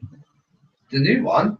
Yeah, from what I gathered. The new one's not a rehash. The new one's like got the old actors and stuff. And yeah, but I mean, they're basically just reusing the same plot lines before, from what I've gathered. I don't think they are. I think they're doing a completely new story. Well, you can tell this from the trailer. I'm curious what style they're going. It's interesting. You should watch the trailer. We should watch it now. You can't watch that trailer now. We'll save that for a flashback. It's like really quick trailer. Why are you so psyched about it? Come on, I'm not actually psyched about it. I put it in there because I expected you guys to watch it so we can talk about it. No, because I just know that everyone else is psyched about it, and apparently there's a new lightsaber. I'm not especially psyched about it. And the new lightsaber is like, yeah, I just think it would look interesting. to be honest, I'm going to say very sacrilegious now. I think Star Wars is very overrated. Most of us grew up with Star Wars, which is why we like it, I think. I love Star Wars. I think the Star Wars mania, I thought it was an okay film. There were better films out at the time. I just thought it was very overrated in general. What film would you have said was better at the time? I think it was very ahead of its time in how it is. I don't think you can really compare Star Wars and Alien. They're both different films. They're both sci-fi What films. was a sci-fi fantasy? Yeah, I think you have to appreciate the fantasy side of Star Wars to really get it. It's bacteria. We all know it's bacteria now. Come on, bacteria. We know that now. It bothers me that people will treat Star Wars like a sci-fi quite often. And I just think it's not. It is a fantasy film in space. Yeah, it's got space wizards. space. It's fantasy. Yeah. It's got a typical D&D party as its lineup. Let me just. I don't think the original film were bad films in their way. I just thought that they were people I think they're fun films. I think they're films that you've watched. I just As a kid, I loved them. I don't like them so much now I'm older, but I loved them as a kid. I watched them all the time. I had loads of toys from Star Wars. I was just obsessed with it. I thought it was great. I still like it, maybe because of nostalgia, but still like it. I don't know what I've seen from the trailer of 7. It's not especially. It just looked interesting. It starts off with a stormtrooper. You see a stormtrooper. I assume he's a stormtrooper because he's got stormtrooper armor on, but no helmet. And he's just a normal human guy, and he seems to be running away from something. He might be just a dude wearing stormtrooper armor. I'm not sure, but yeah. So that's interesting. Then you see a bunch of stormtroopers marching out of a sort of a vessel. Yeah, you see a Sith with a lightsaber and some other stuff. I can't even remember what happens in it now. But yeah, the new lightsaber seems to be what everyone's talking about. Well, really, all it is just a claymore. I don't really get the big hype around it. So, I like Highlander in space to me, just because of a claymore. It might be. Because I love Highlander. It might be Potentially Highlander. my favourite or second favourite movie. I'm not sure. What's the first? It's tied between Highlander and Errol Flynn's Adventures of Robin Hood. Okay. Which is awesome. Well, I think Errol Flynn film probably just goes ahead slightly more, but I do love Highlander. There was another film I was obsessed with as a kid, except it had beheadings and stuff in it, which Star Wars didn't really. Although it did have a 7-arm scene that I recall. Yeah. And people just disappeared and they got hit by lightsabers. That was the most gratuitous thing that happened. Is the 7-arm scene in the remakes, or did George Lucas take it out? Oh, too violent. No, George Lucas saw just. Yeah, just. Which remakes are we talking about here? One of the many remakes. We all know that Han shot first as well. In fact, there's actually a photo, isn't there, on the internet of Harrison Ford holding a thing saying, "I shot first." Han shot first. What are your thoughts on Star Wars, Luke? Do you like it or? So once upon a time, right? Initially, didn't really care much for in it. Galaxy Far, Far Away. Yeah. And then. I know at some point it kind of started to grow on me again. I really like the. See, I'd say the first I will be honest with you. I last... think that the prequels killed a lot of people's love for it. I think that Lucas sticking around with his own work, and I know we say artists should be allowed to do whatever they like with their work, but when they've already produced a work of art and it's done, yeah, there's one thing to sort. It's like if they sold it back, if Neil took back the Mona Lisa and redid it again. Yeah. Sadly. We've been told the Falcon is the best bit. Yeah, the Falcon's in the trailer. Everybody went mad over that. Do you have in the trailer where Runied kills Harrison Ford? Didn't they say that was the only reason he was going to be in the film? Well, see, I'm hoping, because I already know what happens in the story from reading the novels.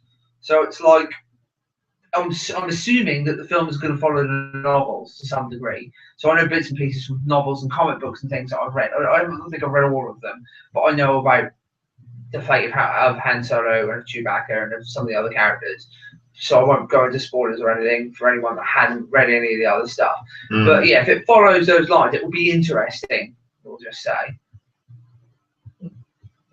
Well, we'll see. I know there are some decent Star Wars games. Yeah. The first 3 films and the last 3 films, 4, 5, and 6. Yeah. That's pretty good.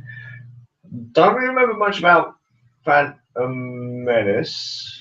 Well, the only thing I liked about Phantom Menace was Qui-Gon Jinn. I thought Liam Neeson was brilliant. I thought that character was great as well. Badly edited Phantom Menace. But yes, I just stopped. Qui-Gon Jinn was great. Everything else about the film sucked so much. Darth Maul was crap.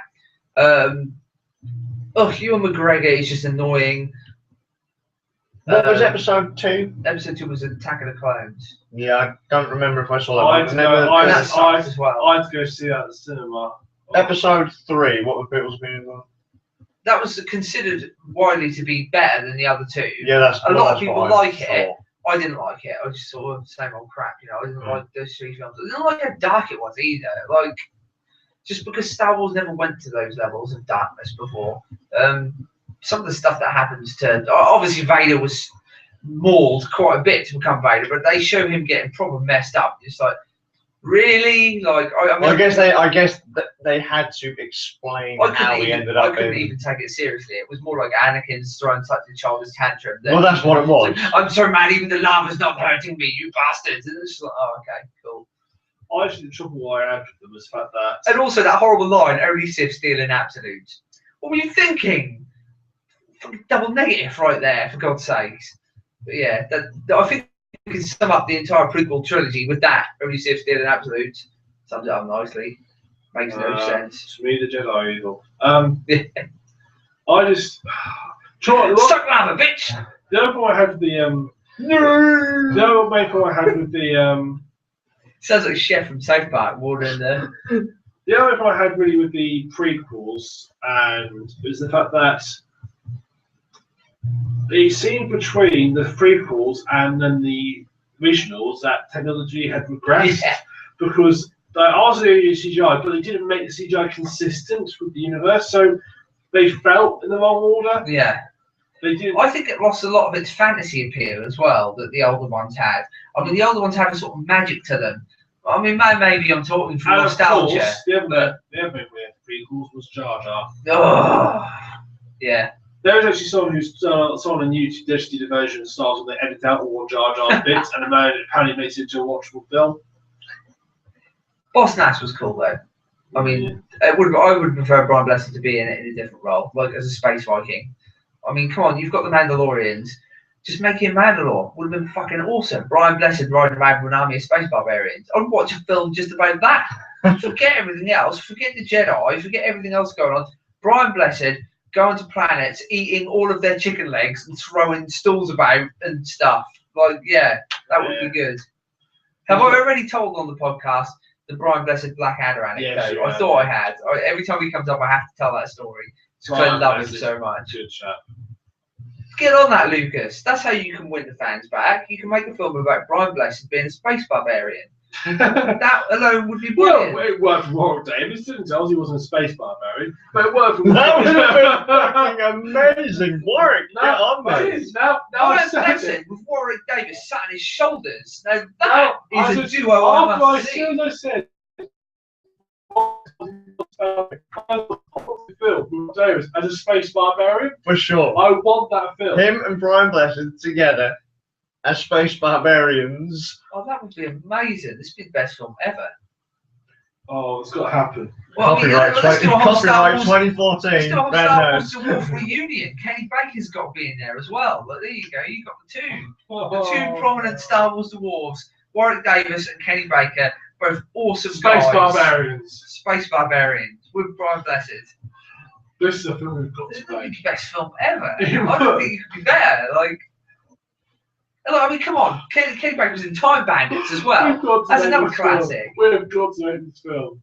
Yeah, all right, Lucas. Yeah, you're not allowed to direct it. Actually, it's got to be directed by Terry Gilliam. No, we've got a director here in front of us. We can we'll film all the GoPro. We'll pay Brian Blessed in meat and alcohol, and we'll pay Warwick Davis in smaller quantities of meat. That might work. I was thinking shiny things, but that probably isn't really good. What can we pay Warwick in? You come on. We get on the phone to the dude that made that other film that you love. Get Ashens in there. Ashens, yeah, Ashens will get Warwick first. Maybe we just need to get Ricky Gervais in, then Warwick will follow. Right? Because he does directly, doesn't he? Yeah. Kenny Baker is just awesome. I think. Carl Pilkington involved as well. If we're getting Warwick in and we're getting Ashens in, then we have to get Guru Larry in. Carl Pilkington could be the villain. Yes, that'd be brilliant. Then we have a this is villain the greatest film and ever. a space barbarian Brian Blessed. This is brilliant. That could be it. His reason for being the villain is he was Brian Blessed's neighbour, and Brian Blessed made too much noise. And he's just like, right, look, mate, it's past 9 o'clock, and you're still making lots of noise, and your party's really bothering me. Like, and there's meat being thrown over my fence, and your fire's a bit too big, and there's smoke coming through the window. And he expels them from the galaxy, and they have to go back and find their way back in. Barman's getting expelled from situation, and he meets up with Warwick and Kenny, and they go on a massive. This is brilliant. Luke, we've got to write this. Oh, can he meet up with Warwick and Kenny? Yes. We've already got the script. Yes. Can he meet up with Warwick and Kenny on the Dwarf Star? That would just be like amazing.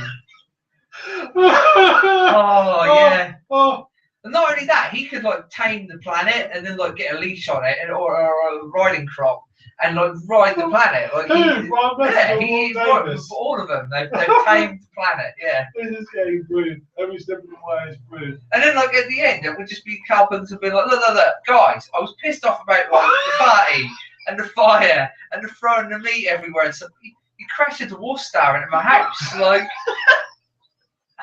I mean. Come on! I mean, all the brothers wanted the dwarf start knocking his head and everything. It was great. All I did was ring the police, you know, and made a complaint, and you've gone and done this to me. Like, well, what the hell? Oh, sorry, not to this film. Is this like a radio show now? We actually that like acting this out now, or what? We've got to make this film. I'm sorry, I'm emailing Bard message now. Saying you're going to be in our film. Not would you want to be? You're going to be. This is going to be. Well, yeah, give me not He'd be totally up for it. He's just going to say, "Great, sounds like an adventure." Just give them a couple of lines on an A4 sheet, just post it through their doors, then reply. Reply email. Anyone ever wants the email? Tell us. A5 for Warren and Kenny. Come on, let's be all right, I can't make the dwarf jokes. I love those guys. They're awesome. They are very, very cool. Especially Warwick, man. He's such a good actor. I love everything he did. I love Warwick as Silver Skull. I love how his characters as well. Have you ever seen Life is Short? Yes. Oh, it's brilliant. He's funny. He parodies himself, basically. He makes himself really snarky. Yeah, he's basically because it's like a Ranger-based character kind of thing. He's basically like a David Brent, but being himself as him kind of thing. Yeah, he plays an agent. His words to Sting are "your shit," and that's just like because he gets thrown out of Sting's party for being too causing too much hassle, which is good. Wow. This has got to be done. We're riding Space Barbarians. Got to make it happen. Just the name is brilliant. Oh, we've got to do this. All right, we'll get. That'll be on Kickstarter. Episode 7. Blow you out of the water. We'll get us on Kickstarter. That'll be really fucking funny. That probably would happen. I'll put it on there. You think I'm joking? That's going on Kickstarter. We're being serial now. Yeah, we're going to go on there. We're going to. Well, I'll email the budget Brian. for the film about $1.50. I'll email Warwick. I'll email Kenny. I'll email Ricky and Carl. Yeah, I'll say, guys, you've got to see a version of This is so fucking stupid. It can't fail. You guys in? Yeah, boys. So good. Whatever Ricky have right, so you're making these. I'll take some work off us as well. Camille will make the video game version of it. Yes. We'll just get Camille on that. He'd love that shit. See, and everyone's probably going to work for free because we're just taking the piss constantly, so why not? Yeah, be brilliant. They get to join us in taking the piss out of the entire universe. Do you think you can do this all on a GoPro? Yes. Good. You're in charge of editing as well. Oh, God. This is going to be great. I kind of actually hire other people to do that. Fair enough. Did you know that? I don't even know what a Sony Vegas is, or an Adobe Premiere. Yeah. I don't even know how to use a laptop. I know this thing's a Linford. Oh dear. Anyway, after that, shall we move on? Yeah, boy. I don't know. I'm stuck in the aura of Space Barbarians. It's too much. He's writing the script in his head. I am. I'm going through this in my head. It's amazing. If you do it. Sort of like images or flashing in front of Bard's eyes as the sort of scenes play. He's already got a trilogy. Warwick's alive! Oh yes. Oh, this will be great. What dude from Flash Gordon? He's in 10. We get him for our film as well. He can pair up with Brian again. Let's get all our favourite actors from Let's grab the most ridiculously over the top possible cast ever and very good appear in the film. We should get like actors that aren't in stuff anymore, you know, like I don't know, actors that have. I'm waiting for you to start trying to raise the dead. Peter Davison, he's not in anything anymore, poor chap. That killed the mood, didn't it? Who else could we get? Oh no! Like all these great old school actors. Are you actually typing up the Kickstarter? We need to get Lloyd Kaufman on this. He can help us direct it. He's got experience. You know who Lloyd Kaufman is, yeah? Truman, Toxic Avenger. Yes. B-movie master. Master. Well, we don't even need a budget then. Yeah. No, we don't. All we need is enough to get Brian drunk. That's all we need. If we can get Brian Blessed, well, He's that'd probably cost a lot. Yeah, because that's going to cost us a bloody fortune. That's going to cost us more than the CGI budget of Star Wars put together. I'm sure Brian must already have a space barbarian costume somewhere. He must. What do you mean costume? I thought this was like his. I thought this was like his life story. That's what we're going to pass this off as. So yeah, we all know he's an avid mountain climber. Is that how he did it? He crashed the dwarf star in a mountain, and then he's like, "I'm at the top! You can all hear and see me." We're gonna have to make that the end. But Brian Blessed is gonna have to actually make it up to the top of Everest at this point. Yeah, gonna have to be done. What, like Rocky in Rocky 4? He's like, yeah. oh yeah, Mr. Coda for the soundtrack. Give it that Rocky vibe. That'd be awesome.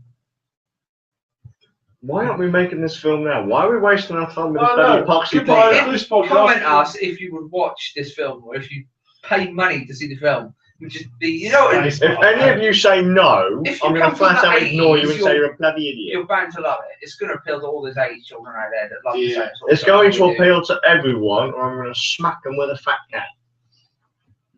That's not very found cat. Yeah, no, poor cat. If you don't like it, we'll make Brian Blessed shout at you.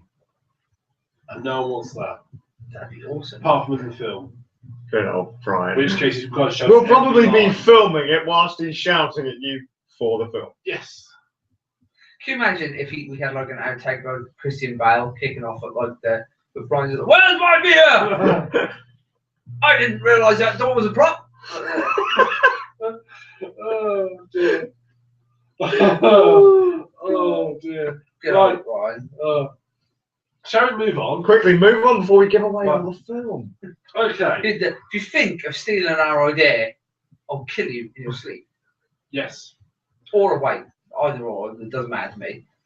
That wasn't a threat. It Forley. was a promise. No, sorry. You confused me by putting your name after this as well. Oh yeah, I Skazz. commented. Oh, well, it's not. It's not exactly. Yeah, it's not exactly news, but It's a flashback. We're in a flashback, by the way. it was. So, what was it, like 2 episodes ago? We were talking about the legendary voice of Jazz, the Transformer. Yeah. That Nick can't handle Transformers. They don't make sense. I looked them up on Transformers Wikipedia. It's going, they don't make sense when we're talking about making the film about Brian Blessed, Brian Dwarf In Star, that spaceship, in in Transformers, they have an atmosphere. They are robots. They do not require an atmosphere. They're not actually robots. I looked up on the Wikipedia and it says they're robots. You actually trust wicked bloody people? Transformers. Anything that has wiki in it. They're kind of more. They are sentient life forms. And they have like the metal. He's looking it up. Is an actual metal. He's looking it up, and anything that has wiki in it is generally full of shit. Just saying. I mean, my page on Wikipedia says I actually have talent. So They're living entities from the planet Cybertron. either way, Made of metal that don't need to breathe. legendary voice of Jazz. I'm expecting you to say the name, but Scatman Crothers. thank you. I don't know why, but just randomly, you said it was the Shining Yeah, he was that Crothers was in. He's in some other films as well. there's He's a- mostly known for The Shining, I think. There's a few scenes in The Shining where he's pulling this one face. I don't know why, but me and Nicky were watching a film that was obviously so crap I can't even remember what it was. But it was a new film. There was an actor in it that looked fucking just bang on, spitting image of Crothers. Scatman. And I was like, the fuck? Rise from your See, back in grave? the era of jazz, quite literally, as he voiced Jazz, Scatman was a cool name. This day and age, with the age of the internet, Scatman's probably not such a good name to have. Probably not. As we all know what it translates to. And I won't repeat it on the podcast, so I would not speak of such filth on the podcast. I don't say controversial things. Never. Never. No, never such a thing. That's a cat's job. Yeah. You know, it's got something about this cat, right? Always sits just there. There's no benefit to the audio here, but about what? Less than a foot away from the recorder. He's got this thing about the recorder. He is. Are you guarding it? I think he's monitoring it for you. Well, fuck it then. Why am I here? Bit of more work, he'll adjust the levels for you. Why are any of us here? I don't know. This podcast. But that was pretty much it. I found out that Scatman Crothers wasn't actually dead. Oh. He somehow pulled off an Elvis Presley He's come off Elvis's private island of the Runied Triangle and decided he was going to take part in a film that sucked. So yeah, moving on. Next. That's it. It's one to weird news. Oh, bloody hell! All right, go for it. I will do another page up. Blow my mind, if it's all possible, after talking about the best film of ever. Oh dear. I'm gonna write the script when I get home. It's gonna be awesome. Good man. I expect it ready for time for the next podcast. Thanks, Barbarians. Which will be in approximately now. Yeah, we'll explain that in the next one when you see it in 2 weeks' time. Magically, everything will look exactly the same. yeah, for sure. Same lighting, same scene. We'll die before it comes out, in which case. That'll be weird. I'll start on a schedule. If we die due to a dwarf star falling out of our place and landing on us, then yeah. Oh dear. Ryan, you missed. Right, anyway. I never miss.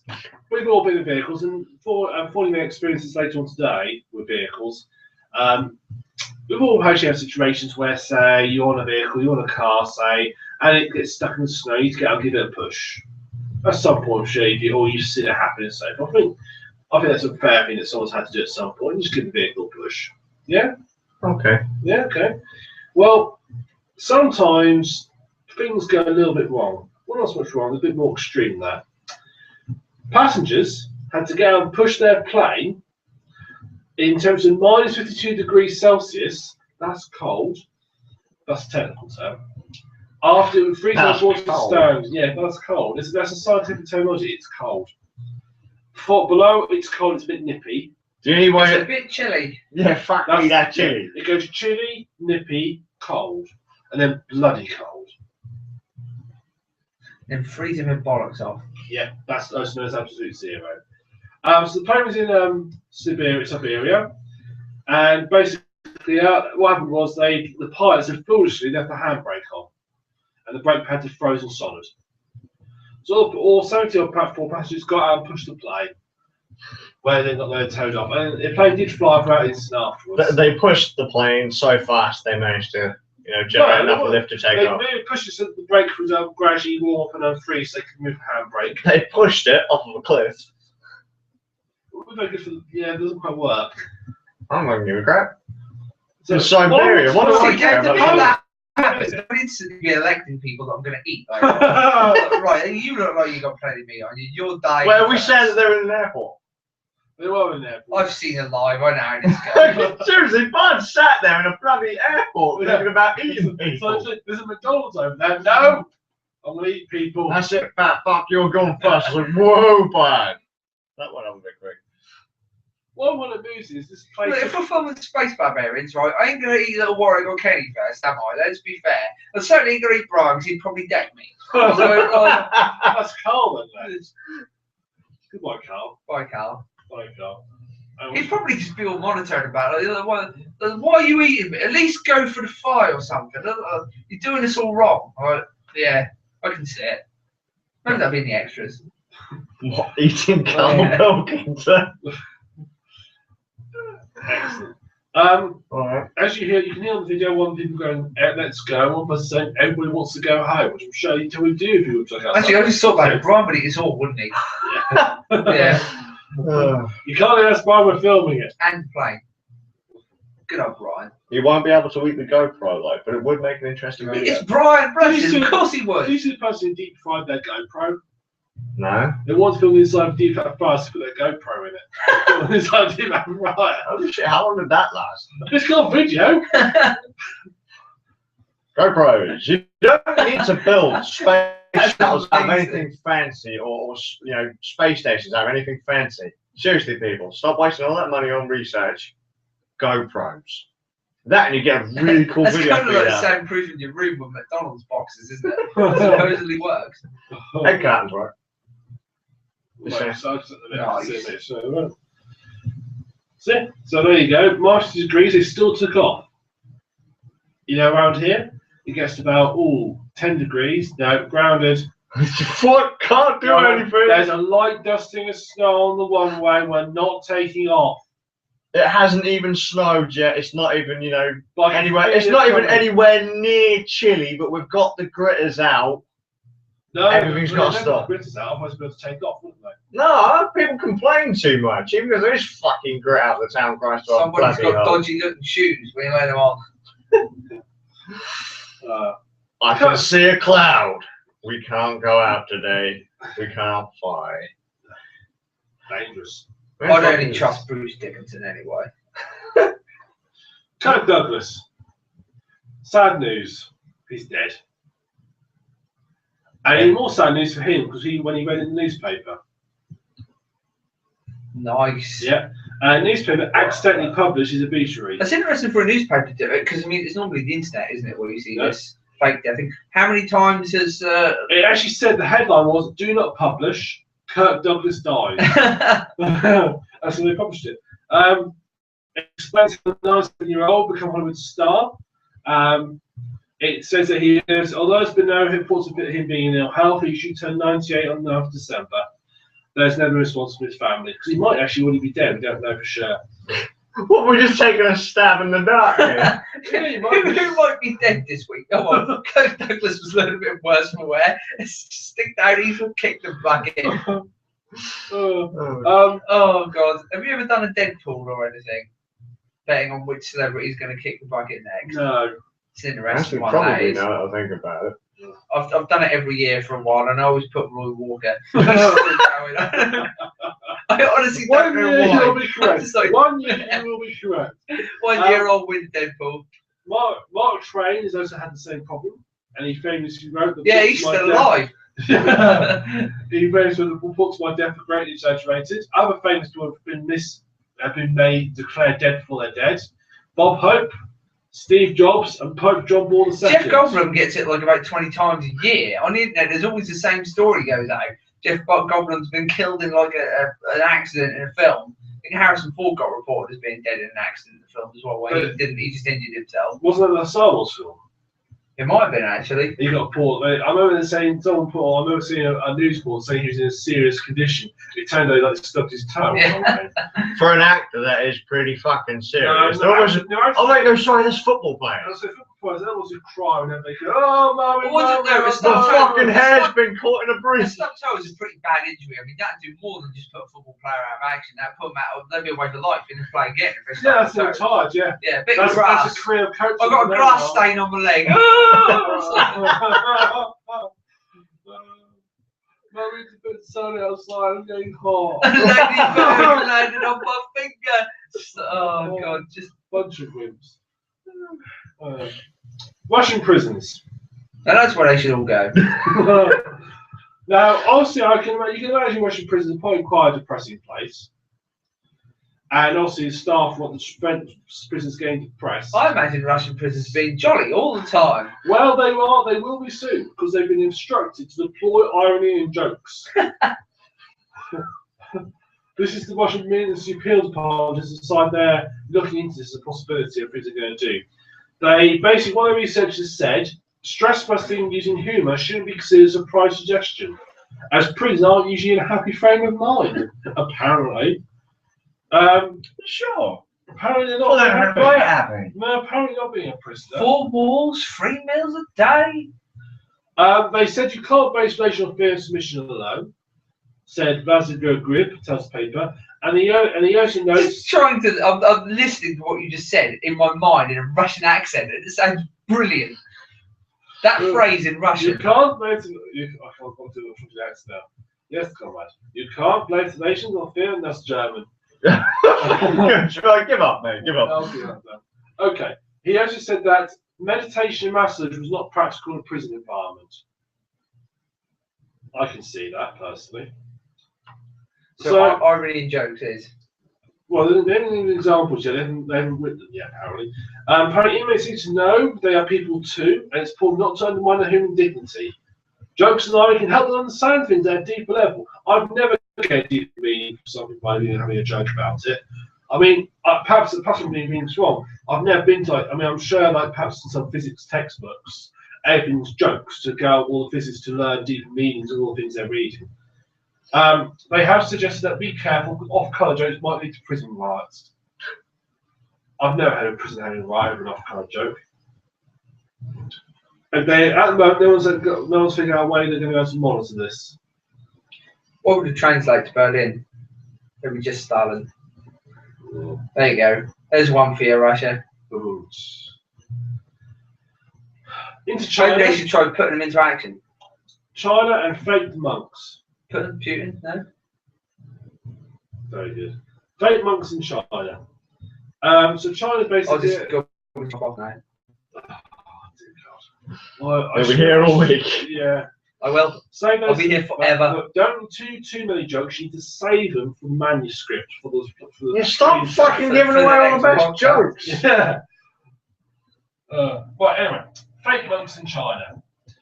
China's decided that temples in China apparently have been issues where basically people set up fake Tibetan temples. So China's now going to start giving out certificates to show legitimacy of temples.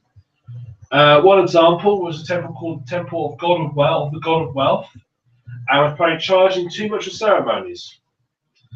They apparently no issue with con artists posing as monks, ripping off visitors and sacred sites.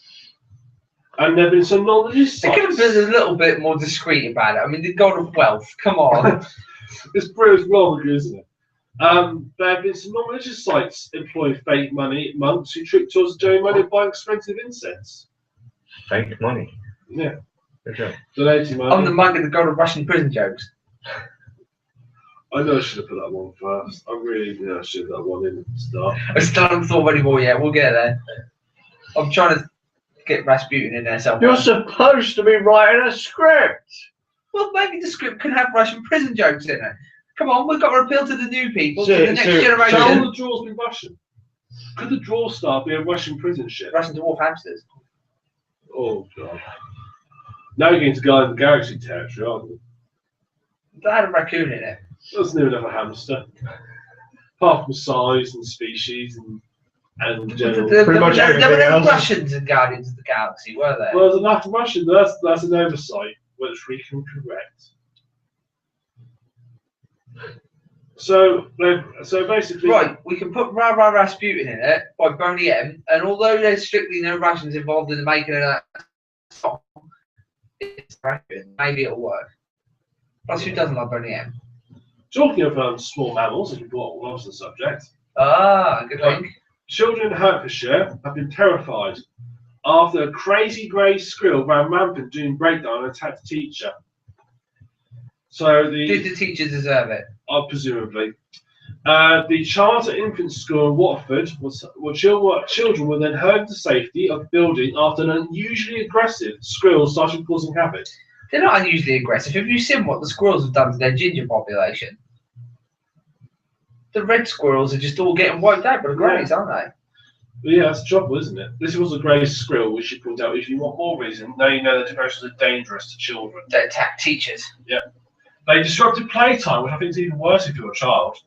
And even scratched a member of staff. How vicious! Scratched him. It's disgusting. Staff are now on high alert. Send them to a Russian prison. Staff on high alert in case Rosen returns. Although it's not been decided the incident. I think it's on the run. I've got a good fix for that, actually. Air rifle. No, I was going to say, make the thing fear children. I know a kid that can catch a squirrel, no problem. Oh, fair enough. Okay, fair enough. There you go. That's an interesting threat. If anyone messes with it, I know a kid that can catch a squirrel. I don't think he'd have a lot of fun, Fuck too. me. I'm warning you. Fucking set him on you. Fair enough. They have confirmed that you have an incident involving a squirrel. They say it's uncommon for squirrels to be aggressive, and it's a little bit tempted. The monitor situation, and the caretaker is being extra vigilant. So the caretaker one, that's the rest safe. Whoa. He said, although the headmaster did warn that squirrels have sharp claws, and safeguarding children is paramount. I'm glad they're teaching children something. What, with squirrels? The squirrel has shovels. Yeah. Children that's grey and has sharp claws, and it will kill you. Yeah, pretty lethal, things, isn't it? Vicious little bastards. Fantastic. So, We can work that into a Russian prison joke. What's grey got sharp claws and will kill you? Grey squirrel, isn't it? praise God in it. What's that? I was expecting something. Grey squirrel is comrades. There you go. Make it more authentically I'm Russian. still classing her as being much of a joke. In Soviet Russia, joke tells you, I don't know. Oh dear. Oh dear, oh dear, oh dear. Yeah, this is a You lament. not like joke? Yeah, so we've got loads of things on our thing. Loads of Right. things on our thing. There's One speed up when I ain't all Any day. interesting ones? Right. Anyway, train delays. We're back onto delays of community transport now. Let me guess, they're too wide for the fucking platform. Good job, Close. France. No, They should quit Stalin. No, trains fit is fine. Unfortunately, a passenger distance. Greater Anglia Rail had to report delays to its trains due to an unusually large passenger. Wait, where? Greater Anglia. Oh, God. Okay, keep on. That's our lot. Two trains due to leave just after 9 p.m. reported the unlikely message. The train was trying to board another train. Yeah. Okay. It was Had a dwarf photographed start. by several people. This prompted commuters to wonder whether the rail service had some kind of random exclusionary or assuming Graham was telling the truth just how enormous the passenger was. I think pretty big. I wonder if they stood at one end and the whole train just lifted up. I was off the rails. Probably bloody Rick Warren or something. Probably. So, mate, your career's over. Just, you're not being in I our didn't even know movie. it Rick. even started. Well, you're not being in our movie, Rick. Like, it's not No, happening. Go on. No, that should be in the outtakes. Rick Wallen. No, Rick. No. I'm sorry, though. The role of the dwarf star is already taken. All right? You're not playing it. I know you're Carl Pilkington's biggest fan. He just don't want to talk to you.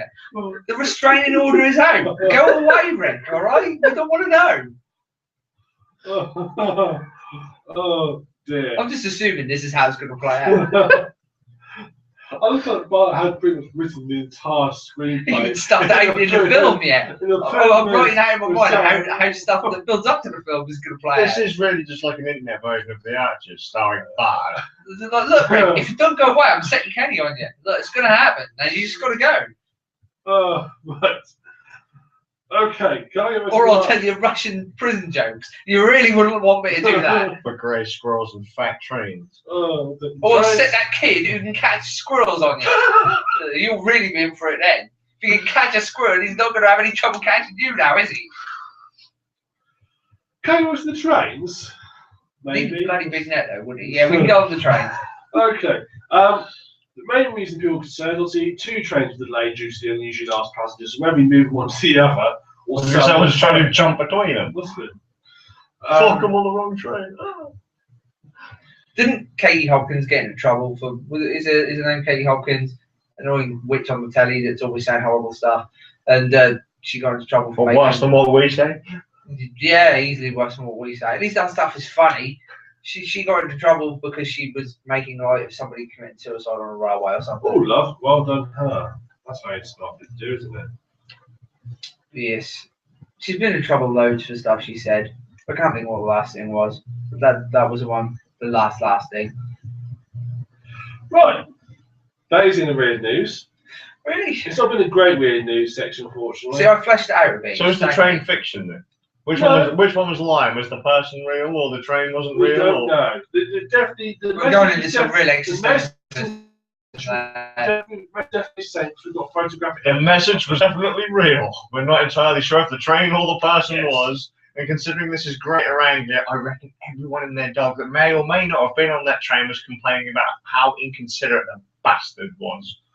Probably. So remember, I'm seriously, placing bets on it being Rick White. last time I was on a train, someone had a heart attack, had nothing to do with me, I swear. And all I could hear was people saying, "What an inconsiderate bastard." I was like, are you kidding me? The fucking guy's dying. They've had to stop the train, and all you can do is fucking bitch that you're going nowhere in life. As normal. Well, it is a bit inconvenient for someone with a heart attack, to be fair. It's funny. But still, moving on. There's bound to be a Russian prison joke in there somewhere, isn't there? Oh dear, why did I mention it? I should have put Russian prison jokes tonight. I knew I should have. I knew this was going to cause trouble. I should have at the end. Trouble, you troublemaker! Keep bringing up the Russian prison jokes. How dare you? It's not like you've already derailed the podcast with jokes about or a whole idea about Space Barbarian script of Brian Blessed That's a brilliant idea. and jokes about Rick Wallace's failed career. Wait, what? That you? That's it. Yeah. So maybe you brought all these up, so don't tell me. That's what I'm saying. Like, you know, I've read around the podcast twice. With admittedly Twice? quality material. Come on, guys. If we were to cut out I everything should, Bard be, has I said, should be charging for this stuff. you are. Next thing when they don't Yeah, get I'm paid. charging the same price for Russian ironic prison jokes. Oh dear. Right, I think we need to limp to an end. Slowly but surely. Now, there's going to be some fun shenanigans happening in the next few weeks. For some reason, Skazz decides he's going to have a social life. Yeah. But little bastard. Yeah, before I start playing Silver Surfer for the rest of my Yeah, life. exactly. So basically, there will be a podcast in 2 weeks' time. However, you won't be able to communicate with us because it is going to be pre-recorded. It's going to be fake. It is going to be a pre-recorded. We'll be asking you for your opinion and then, then we will ignore you. Yeah. Exactly. It'll be a pre-recorded live stream. I'll answer you in the comments on YouTube or something. Yeah. If they fucking save them. Yes, we have been some issues with comments not being saved on YouTube. Is that not just with live though? Yes. So that won't be going out live, will it? Yeah, next no, it'll time? be fine. So, yeah, we should be So- alright for comments. Now, don't be fooled when you see it. It hasn't been recorded immediately after this one. We have. We're writing the plot for Space Barbarian. Yeah, we are. So don't be fooled, but it will. But that'll be out in a couple of weeks' time. So you'll have that on call. That'll be Christmas. That'll be Boxing Day, won't it? 2 weeks' time. Well, no, it'll be the 20th, won't it? So what day is it today? It's the 5th. No, yesterday was the 5th. Now it's the 6th. It'll be roughly in 2 weeks' time. It'll be good. Let's say I get my sheepdog. Just realised. Yeah, so we go on the 19th, and then we won't be having one in New Year's because again, because of being social. How dare you? How dare you? How have a dare you social life? abandon us? So then you won't see us again until mid-January time. So You should come to the plot with me. It should The be your only social reason for life. this is because they can't record or edit it. who? Well, then why aren't you doing the fucking podcast anyway? I do remember Look, once I'm upon going a to be time- busy putting Space Barbarians together, so I've got bigger things to think about here. I feel sorry for the video. Bigger than the podcast. I feel sorry for the video listeners now who just had the rear end of a cat shown right at. Rocking. Good job, horse. Yeah, indeed. I've now got the delayed picture on my screen now. There's a rear end of a cat pointing at the camera. Brilliant. Sums our podcast up nicely, I think. It does really. Oh, Oh, shit. So, I want to say to you guys, as we can't say it live on air, have a good Christmas. What we'll say it again, we'll record it anyway. Humbug. So have a good Christmas, have a good New Year. No, we're assuming that our podcast listeners celebrate Christmas. Now they might celebrate Hanukkah or some other shit like that. You don't know. Well, some other shit like that. Well, I want to see that the Some majority- celebration Right. that has been Oh, fathomed okay. in wherever else, like Okay. we butchered Yule and Christmas. You know, the same thing. Oh, dear God.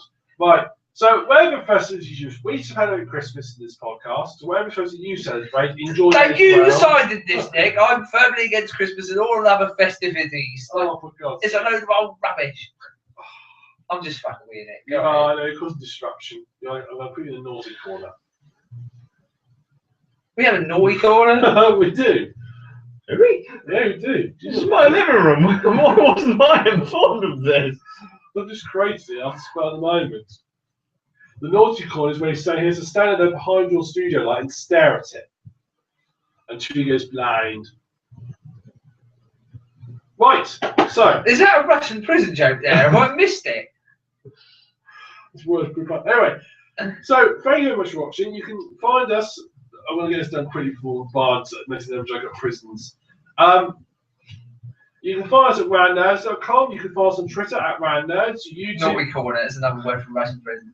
YouTube.com/roundnerds, Google Plus Gulag. /roundnerds, Facebook.com/roundnerds. You've got a Steam community, roundnerds, and you can email us comments@roundnerds.com. So look out for our Christmas special. I forgot my jingle bells, unfortunately. I've got a sound effect on the laptop, don't worry. You fucking dare. Can we just have like a video of Bono singing songs about charity and pocketing half the money? Yes. So I'm joking. I wouldn't expose you to Bono, people. Honestly, I'm not that cruel. Otherwise, you'd be going to Russian prison. we look forward to seeing. He should be stick Bono in there. So we look forward to seeing you guys in a few weeks' time. They see his career as ironic, you know. It's just like the movie that we're making. I just feel like I'm actually trying to. There's a punchline to that joke somewhere, and it ends with you too.